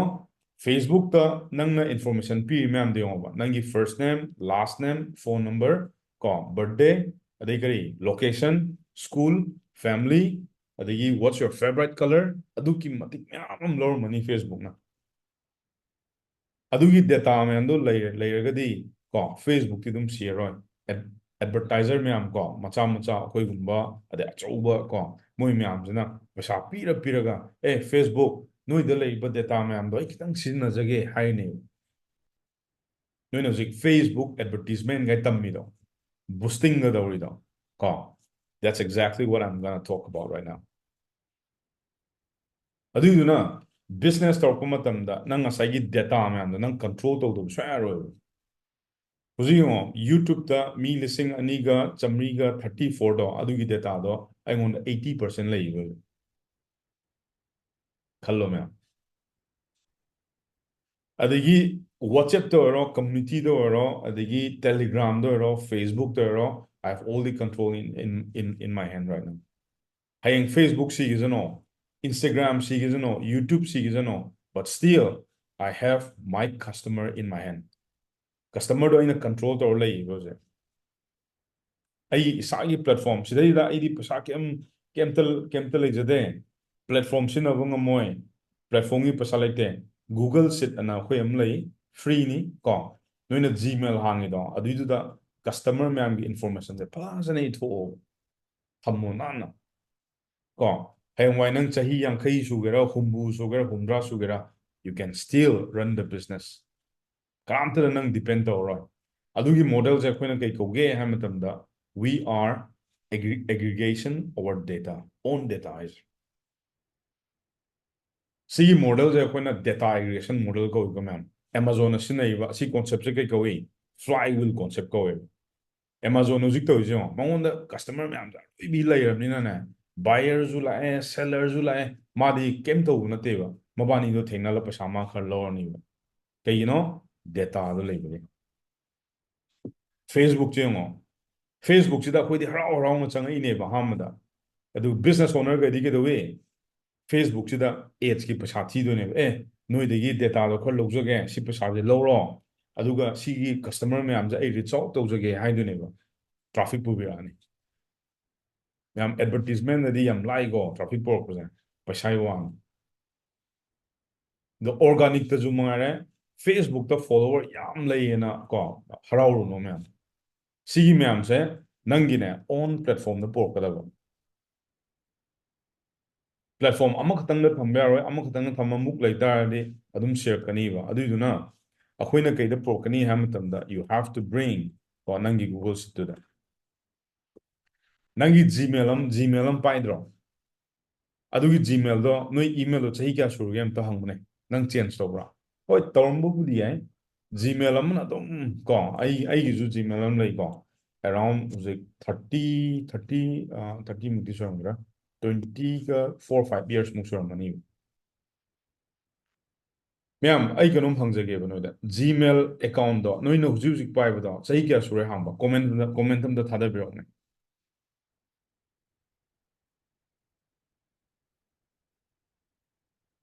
15 yearsꯇꯣ ꯌꯥꯝꯗ꯭ꯔꯥ ꯀꯣ ꯉꯔꯥꯡ ꯅꯍꯥꯟ ꯈꯤꯇꯪ ꯖꯤꯃꯦꯜ ꯄꯥꯏꯔꯒꯗꯤ ꯌꯥꯔꯣꯏꯀꯣ ꯑꯗꯣ ꯖꯤꯃꯦꯜ ꯑꯦꯀꯥꯎꯟꯁꯦ ꯃꯌꯥꯝ ꯑꯗꯨꯝ ꯀꯣ ꯁꯥꯡꯅ ꯄꯥꯏꯅꯕꯅꯦ ꯑꯣꯀꯦ ꯍꯣꯔꯦꯟ ꯂꯣꯏꯔꯀꯥꯟꯗ ꯍꯪꯉꯣ ꯔꯟꯖꯅꯤ ꯀꯩꯅꯣꯗ Q&Aꯗ ꯑꯗꯨꯒ ꯁꯤꯗꯩꯁꯤꯗ ꯁꯤꯒꯤ ꯒꯨꯒꯜ ꯁꯤꯠꯁꯤꯗ ꯑꯩꯈꯣꯏꯅ ꯀꯣ ꯅꯪꯒꯤ ꯀꯁꯇꯃꯔꯒꯤ ꯏꯟꯐꯣꯔꯃꯦꯁꯟ ꯃꯌꯥꯝꯗꯣ ꯌꯥꯔꯤꯈꯩ ꯊꯝꯍꯧꯕ not only that ꯃꯇꯝꯗꯨꯒꯤ ꯁꯤꯒꯤ ꯑꯣꯟ ꯄ꯭ꯂꯦꯠꯐꯣꯝ ꯑꯅ ꯑꯩꯅ ꯍꯥꯏꯗꯣ ꯃꯇꯝꯗꯨꯒꯤ ꯆꯠꯅꯕꯤ ꯍꯥꯏꯇꯥꯔꯦꯅꯦ ꯁꯝꯅ ꯍꯥꯏꯔꯕꯗ ꯍꯧꯖꯤꯛ ꯋꯥꯆꯦꯞ ꯌꯥꯝ ꯄꯥꯏꯅꯩꯗꯅ ꯐꯥꯏꯟ ꯋꯥꯆꯦꯞꯇꯁꯨ ꯑꯃꯨꯛ ꯊꯝꯕꯤꯔꯅꯤ ꯃꯇꯝꯁꯤꯒꯤ ꯐꯦꯁꯕꯨꯛꯇꯁꯨ ꯑꯃꯨꯛ ꯊꯝꯕꯤꯔꯅꯤ ꯀꯣ ꯑꯗꯩ ꯑꯃꯅ ꯀꯩ ꯇꯦꯂꯤꯒ꯭ꯔꯥꯝꯁꯨ ꯑꯗꯨꯝ ꯄꯥꯏꯅꯗ꯭ꯔꯥ ꯑꯗꯩ ꯀꯩ ꯏꯟꯁꯇꯥꯒ꯭ꯔꯥꯝ ꯑꯗꯩ ꯀꯩ ꯌꯨꯇ꯭ꯌꯨꯕ ꯀꯣ ꯃꯇꯝꯁꯤꯒ ꯆꯥꯟꯅꯅ ꯅꯪꯁꯨ ꯁꯤꯒꯤ ꯄ꯭ꯂꯦꯠꯐꯣꯝ ꯃꯌꯥꯝꯁꯦ ꯅꯪꯒꯤ ꯀꯝꯃꯨꯅꯤꯇꯤ ꯂꯣꯏ ꯊꯝꯃꯝꯒꯗꯧꯅꯦꯕ ꯀꯣ ꯁꯤꯗꯩꯁꯤꯗ ꯉꯁꯤꯗꯤ ꯁꯤꯗ ꯌꯦꯡꯉꯣꯕ ꯃꯥꯔꯀꯦꯠꯇ ꯍꯧꯖꯤꯛꯁꯦ ꯋꯥꯠꯁꯑꯦꯞꯁꯦ ꯌꯥꯝꯅ ꯍꯣꯠ ꯑꯣꯏꯔꯦꯅ ꯆꯍꯤ ꯈꯔ ꯂꯩꯔ ꯋꯥꯠꯁꯑꯦꯞꯁꯦ ꯀꯅꯥꯝ ꯄꯥꯏꯕꯤꯗ꯭ꯔꯗꯤ ꯐꯦꯁꯕꯨꯛꯁꯦ ꯍꯧꯖꯤꯛ ꯌꯥꯝ ꯍꯣꯠ ꯑꯣꯏꯔꯦꯅ ꯃꯇꯝ ꯈꯔ ꯂꯩꯔ ꯋꯥꯠꯁꯑꯦꯞꯁꯦ ꯁꯤꯈ꯭ꯔꯗꯤ ꯇꯦꯂꯤꯒ꯭ꯔꯥꯝꯁꯦ ꯃꯇꯝ ꯑꯃꯗꯁꯨ ꯄꯨꯔꯥ ꯍꯣꯠ ꯑꯣꯏꯔꯝꯃꯦ ꯍꯧꯖꯤꯛ ꯑꯃꯨꯛꯇꯪ ꯍꯟꯊꯔꯦ ꯏꯟꯁꯇꯥꯒ꯭ꯔꯥꯝ ꯍꯧꯖꯤꯛ ꯔꯤꯜꯁ ꯌꯥꯝ ꯊꯤ ꯍꯣꯠ ꯑꯣꯏꯔꯤꯀꯣ ꯑꯗꯨ ꯁꯤ ꯀꯌꯥꯝ ꯀꯨꯏꯅ ꯆꯠꯇꯣꯏꯅꯣ ꯑꯩ ꯈꯪꯗꯦ ꯃꯌꯥꯝ ꯅꯣꯏ ꯗꯤꯁꯥꯏꯠ ꯇꯧ ꯉꯝꯒꯗ꯭ꯔꯣ I don't have any control ꯀꯣ ꯑꯩ ꯉꯝꯗꯦ ꯃꯌꯥꯝ ꯑꯗꯨꯒ ꯁꯤꯒꯤ ꯄꯣꯠꯁꯤꯃꯗꯤ this is the world second largest search engine optimization ꯀꯣ in terms of videoda ꯁꯤꯃꯗꯤ ꯁꯤꯕꯗ ꯈꯔ ꯋꯥꯔꯅꯤ ꯑꯗꯨꯅ ꯑꯩꯗꯤ ꯐꯣꯀꯁꯁꯦ ꯑꯩ ꯁꯤꯗ ꯑꯣꯏꯅ ꯇꯧꯒꯜꯂꯦꯕ ꯃꯌꯥꯝ ꯁꯤꯁꯤꯅ ꯀꯣ ꯑꯩꯈꯣꯏ ꯔꯣꯅꯥꯜꯗꯣ ꯃꯣꯏ ꯇꯧꯍꯟꯗꯣꯏꯅꯦꯕ ꯁꯤꯅ ꯉꯥꯛꯇꯪꯒꯤ ꯂꯩꯗꯅ ꯔꯤꯜꯁꯁꯦ ꯀꯔꯝꯕ ꯅꯣꯡꯃ ꯁꯤꯔꯛꯈꯤꯅꯤꯀꯣ ꯁꯤꯗ ꯍꯧꯖꯤꯛ ꯃꯇꯝꯗ ꯁꯤ ꯂꯥꯛꯑꯦꯀꯣ ꯃꯌꯥꯝ AI ꯍꯥꯏꯁꯦ ꯁꯤꯅ ꯉꯝꯗꯕꯗꯤ ꯂꯩꯔꯔꯣꯏ ꯃꯇꯝ ꯑꯃꯗ ꯚꯤꯗꯤꯑꯣ ꯏꯗꯤꯇꯤꯡꯒꯤ ꯁ꯭ꯀꯤꯜꯒꯁꯦ ꯁꯤ ꯅꯣꯏ ꯇꯧꯔꯛꯑꯅꯤ ꯍꯧꯖꯤꯛꯄꯨ ꯑꯗꯨꯝ ꯍꯧꯔꯦ ꯇꯧꯕ ꯑꯃꯨꯛ ꯍꯦꯟꯅ ꯁꯥꯊꯤꯔꯛꯑꯅꯤ ꯀꯣ ꯑꯥꯔꯇꯤꯐꯤꯁꯤꯌꯦꯜ ꯏꯟꯇꯦꯂꯤꯖꯦꯟꯁ ꯍꯥꯏꯁꯦ ꯑꯩꯈꯣꯏ ꯁ꯭ꯇꯨꯗꯦꯟꯈꯩꯗꯤ ꯁꯤ ꯂꯣꯏꯅꯃꯛ ꯄꯥꯏꯕꯅꯤꯅ ꯀꯣ ꯅꯪꯅ ꯑꯦꯅꯤ ꯀꯣꯏꯁꯟ ꯑꯃ ꯍꯪꯕ ꯃꯇꯝꯗ ꯅꯪ ꯑꯗꯨꯝ ꯈꯪꯉꯅꯤ so this is very very critical ꯁꯤꯗꯩꯗ ꯕꯤꯖꯤꯅꯦꯁ ꯑꯣꯏꯅ ꯐꯖꯅ ꯇꯧꯒꯦ ꯍꯥꯏꯇꯥꯔꯦ ꯃꯇꯝꯁꯤꯒ ꯆꯥꯅꯕ ꯄ꯭ꯂꯦꯠꯐꯣꯝ ꯃꯌꯥꯝꯁꯤ ꯅꯪ ꯑꯣꯟ ꯇꯧꯕ ꯑꯃ ꯗꯔꯀꯥꯔ ꯇꯥꯏꯌꯦꯕ ꯀꯣ ꯃꯤꯅ ꯑꯃꯈꯛꯇ ꯊꯝꯃꯦꯅ ꯂꯩꯊꯣꯛꯀꯅꯨ ꯁꯤꯗ ꯊꯝꯅꯕ ꯍꯣꯠꯅꯧ ꯁꯤꯗ ꯊꯝꯅꯕ ꯍꯣꯠꯅꯧ ꯁꯤꯗ ꯊꯝꯅꯕ ꯍꯣꯠꯅꯧ ꯁꯤꯗ ꯅꯪꯒꯤ ꯀꯝꯃꯨꯅꯤꯇꯤ ꯑꯃ ꯊꯝꯅꯕ ꯍꯣꯠꯅꯧꯕ ꯁꯤ ꯍꯦꯛ ꯊꯝꯃꯛꯄ ꯃꯇꯝꯗ ꯃꯇꯝꯗꯨꯒꯤ ꯍꯣꯠ ꯑꯣꯏꯕ ꯃꯌꯥꯝꯗꯣ ꯑꯣꯀꯦ ꯋꯥꯆꯦꯞ ꯑꯣꯏꯅ ꯋꯥꯆꯦꯞꯇ ꯑꯦꯗꯚꯔꯇꯤꯖꯃꯦꯟ ꯐꯦꯁꯕꯨꯛ ꯑꯣꯏꯅ ꯐꯦꯁꯕꯨꯛꯇ ꯇꯦꯂꯤꯒ꯭ꯔꯥꯝ ꯑꯣꯏꯅ ꯇꯦꯂꯤꯒ꯭ꯔꯥꯝꯗ ꯏꯟꯁꯇꯥꯒ꯭ꯔꯥꯝ ꯑꯣꯏꯅ ꯏꯟꯁꯇꯥꯒ꯭ꯔꯥꯝꯗ ꯂꯣꯏꯅꯃꯛ ꯇꯧꯕ ꯌꯥꯅꯕ ꯑꯗꯨꯒ last not but least Google ꯁꯤꯠꯇ ꯀꯟꯇ꯭ꯔꯣꯜ ꯂꯣꯏ ꯂꯩꯒꯗꯕ ꯅꯪ ꯕꯤꯖꯤꯅꯦꯁꯇꯨꯒꯤ ꯁꯨꯃꯥꯏꯅ ꯁꯤꯒꯤ ꯀꯣꯟꯁꯦꯞꯁꯦ ꯑꯩꯈꯣꯏꯅ ꯃꯥꯔꯀꯦꯇꯤꯡꯒꯤ ꯇꯔꯝꯗ ꯀꯩ ꯀꯧꯒꯦ ꯍꯥꯏꯕ ꯃꯇꯝꯗ ꯐ꯭ꯂꯥꯏ ꯋꯤꯜ ꯀꯣꯟꯁꯦꯞ ꯀꯧꯋꯦꯕ ꯀꯣ ꯍꯧꯖꯤꯛ ꯑꯦꯃꯥꯖꯣꯟꯅꯒ ꯁꯤꯖꯤꯟꯅꯩꯁꯦ ꯑꯦꯃꯥꯖꯣꯟ ꯀꯣ ꯑꯗꯒꯤ ꯐꯦꯁꯕꯨꯛ ꯀꯣ ꯑꯦꯄꯜ ꯀꯣ ꯗ ꯋꯥꯔꯜ ꯕꯤꯒꯦꯁ ꯖꯥꯏꯟ ꯀꯝꯄꯅꯤꯁ ꯀꯩꯅ ꯁꯤꯖꯤꯟꯅꯕ ꯀꯣꯟꯁꯦꯞꯅꯦꯕ ꯁꯤꯁꯦ ꯑꯗ ꯑꯩꯅ ꯅꯣꯏꯗꯁꯨ ꯄꯤꯁꯦ ꯑꯗ ꯃꯣꯏꯅ ꯁꯤ ꯀꯥꯏꯗꯒꯤ ꯎꯔꯛꯀꯦ ꯍꯥꯏꯕ ꯃꯇꯝꯗ ꯑꯦꯃꯥꯖꯣꯟꯗ ꯑꯩ ꯈꯪꯈꯤꯕ ꯀꯣ ꯐꯦꯁꯕꯨꯛꯇꯁꯨ ꯁꯤ ꯂꯣꯏ ꯂꯩ ꯀꯣ ꯅꯣꯏꯅ ꯁꯤ ꯍꯥꯏꯖꯕ ꯋꯥꯅꯦꯕ ꯃꯅꯨꯡꯗ ꯁꯤꯒꯤ ꯒꯨꯒꯜ ꯑꯦꯛꯁꯦꯜ ꯁꯤꯠꯁꯤꯗ ꯂꯣꯏꯅꯃꯛ ꯃꯣꯏꯒꯤ ꯀꯁꯇꯃꯔ ꯃꯌꯥꯝꯁꯤꯒꯤ ꯏꯟꯐꯣꯔꯃꯦꯁꯟ ꯂꯣꯏ ꯄꯥꯏꯔ ꯂꯩꯌꯦꯕ ꯊꯥꯏꯅ ꯀꯩꯅꯣꯗꯒ ꯅꯣꯏ ꯇꯥꯔꯝꯃꯅꯤ ꯑꯩꯈꯣꯏ ꯐꯦꯁꯕꯨꯛꯇ ꯌꯨ ꯑꯦꯁꯇ ꯏꯂꯦꯛꯁꯟ ꯇꯧꯕ ꯃꯇꯝꯗ ꯃꯥꯔꯛ ꯖꯀꯔꯕꯔꯒ ꯀꯧꯈꯠꯈꯤꯕꯗꯣ ꯀꯣ ꯑꯗꯨꯒꯤ ꯃꯇꯝꯗꯨꯗ ꯃꯣꯏꯒꯤ ꯗꯦꯇꯥ ꯃꯌꯥꯝꯗꯣ ꯂꯤꯛ ꯑꯣꯏꯔꯛꯄꯒꯤ ꯁꯤ ꯂꯩꯔꯦ ꯀꯣ ꯑꯗꯨꯅ ꯕꯤꯖꯤꯅꯦꯁ ꯇꯧꯕ ꯃꯇꯝꯗ ꯃꯌꯥꯝ ꯑꯁ ꯑꯩꯗꯤ ꯏꯟꯁꯇꯥꯒ꯭ꯔꯥꯝꯗ ꯐꯣꯂꯣꯋꯔ ꯌꯥꯝ ꯂꯩꯔꯦꯅ ꯀꯩꯝ ꯅꯣꯡꯃ ꯃꯨꯠꯀꯅꯤꯀꯣ ꯑꯗꯣ ꯑꯗꯨꯃꯥꯏꯅ ꯁꯨꯝ ꯇꯧꯕ ꯌꯥꯔꯣꯏ ꯁꯤꯃ ꯐꯖꯅ ꯈꯪꯕꯤꯔꯣ ꯗꯦꯠꯁ ꯑ ꯗꯦꯇꯥ ꯑꯦꯒ꯭ꯔꯤꯒꯦꯁꯟ ꯃꯣꯗꯦꯜ ꯀꯧꯋꯦꯕ ꯁꯤ ꯕꯤꯖꯤꯅꯦꯁ ꯁ꯭ꯇ꯭ꯔꯛꯆꯔꯁꯦ ꯍꯥꯏꯗꯤ ꯅꯍꯥꯛꯀꯤ ꯕꯤꯖꯤꯅꯦꯁꯁꯨ ꯅꯪꯅ ꯀꯟꯇ꯭ꯔꯣꯜ ꯇꯧꯔ ꯂꯩꯖꯧ ꯍꯥꯏꯕꯅꯤꯗ ꯁꯤꯝꯄꯜꯗ ꯑꯗꯩ ꯅꯝꯕꯔ 2ꯗ ꯀꯣ ꯑꯃꯨꯛ ꯌꯦꯡꯉꯣ landing page any form of ꯄ꯭ꯂꯦꯠꯐꯣꯝꯗꯅꯦ ꯅꯪꯒꯤ ꯂꯦꯟꯗꯤꯡ ꯄꯦꯖꯁꯦ ꯁꯤꯌꯔ ꯇꯧꯗꯕ ꯁꯨꯡꯌꯥ ꯌꯥꯔꯣꯏꯕ ꯀꯣ ꯑꯩꯅ ꯁꯤ ꯂꯦꯟꯗꯤꯡ ꯄꯦꯖꯁꯦ ꯀꯩꯒꯤꯗꯃꯛꯇꯅꯣ ꯍꯥꯏꯕ ꯃꯇꯝꯗ ꯃꯌꯥꯝ ꯑꯍꯥꯟꯕ ꯌꯥꯎꯕ ꯇꯥꯔꯒꯗꯤ ꯂꯦꯟꯗꯤꯡ ꯄꯦꯖꯁꯦ ꯈꯪꯗꯕꯁꯨ ꯌꯥꯎꯔꯝꯒꯅꯤ ꯑꯩ ꯑꯦꯛꯁꯄ꯭ꯂꯦꯟ ꯇꯧꯔꯛꯀꯦꯕ ꯑꯦꯅꯤ ꯄ꯭ꯂꯦꯠꯐꯣꯝ ꯑꯃꯗ ꯌꯨꯇ꯭ꯌꯨꯕꯇ ꯑꯣꯏꯒꯦꯔꯥ ꯏꯟꯁꯇꯥꯒ꯭ꯔꯥꯝꯗ ꯑꯣꯏꯒꯦꯔꯥ ꯀꯣ ꯅꯪ ꯑꯦꯅꯤ ꯅꯪꯅ ꯆꯪꯉꯨꯕ ꯃꯇꯝꯗ ꯅꯪꯒꯤ ꯁꯤꯒꯤ ꯂꯦꯟꯗꯤꯡ ꯄꯦꯖꯁꯦ ꯁꯤꯌꯔ ꯇꯧꯔꯛꯀꯗꯧꯅꯦꯕ ꯀꯣ ꯁꯤꯗ ꯅꯨꯄꯥ ꯑꯃ ꯂꯥꯛꯀꯅꯤ ꯅꯨꯄꯤ ꯑꯃ ꯂꯥꯛꯀꯅꯤ they are all your customer ꯁꯤꯁꯨ ꯅꯪꯒꯤ ꯀꯁꯇꯃꯔ ꯉꯥꯛꯇꯅꯤ ꯀꯣ ꯁꯤꯒꯤ ꯀꯁꯇꯃꯔꯁꯦ ꯄꯣꯔꯛꯀꯦ ꯍꯥꯏꯇꯥꯔꯒꯗꯤ ꯅꯪ ꯂꯦꯟꯗꯤꯡ ꯄꯦꯖ ꯍꯥꯏꯕ ꯑꯩꯈꯣꯏꯒꯤ ꯁꯤꯝꯄꯜ ꯀꯣ ꯋꯦꯕꯁꯥꯏꯠ ꯃꯥꯟꯕꯁꯤꯃ ꯁꯤꯖꯤꯟꯅꯗꯣꯏꯅꯦꯕ ꯅꯠꯇ꯭ꯔꯒ ꯅꯪ ꯁꯤ ꯃꯌꯥꯝꯁꯦ ꯀꯃꯥꯏꯅ ꯄꯣꯔꯛꯇꯣꯏꯅꯣ ꯁꯤꯗꯒꯤ ꯏꯠꯁ ꯏꯝꯄꯣꯁꯤꯕꯜ ꯀꯣ ꯑꯗꯨꯅ Instagram ꯑꯣꯏꯁꯅꯨ Facebook ꯑꯣꯏꯁꯅꯨ Telegram ꯑꯣꯏꯁꯅꯨ YouTube ꯑꯣꯏꯁꯅꯨ you need to use one landing page simple ꯀꯣ ꯁꯤ landing page ꯁꯤꯅ ꯀꯩꯒꯤꯅꯣ ꯀꯁꯇꯃꯔ ꯃꯌꯥꯝꯁꯦ ꯂꯣꯏ ꯄꯣꯔꯛꯇꯣꯏꯕ ꯅꯪꯒꯤ ꯌꯨꯝꯗ ꯀꯣ ꯁꯤ landing page ꯌꯥꯎꯗꯕ ꯁꯨꯡꯌꯥ ꯌꯥꯔꯣꯏ ꯁꯤ landing page ꯑꯩꯅ ꯑꯃꯨꯛ ꯏꯁꯝ ꯁꯝꯕꯤꯗ ꯀꯩ ꯀꯧꯒꯦ ꯍꯥꯏꯕ ꯃꯇꯝꯗ ꯅꯍꯥꯛꯀꯤ ꯕꯤꯖꯤꯅꯦꯁꯇꯨꯒꯤ ꯁꯤ ꯗꯣꯔ ꯍꯥꯏꯗ ꯁꯤꯁꯤꯅꯤꯀꯣ ꯍꯥꯟꯅꯕꯨꯗꯤ ꯑꯗꯨꯝ ꯇꯥꯔꯝꯃꯅꯤ ꯈꯔꯝꯗꯤ ꯀꯣ ꯗꯣꯔ ꯑꯣꯐ ꯗ ꯕꯤꯖꯤꯅꯦꯁ ꯁꯤ ꯌꯥꯎꯗꯦ ꯍꯥꯏꯔ ꯊꯣꯡꯁꯦ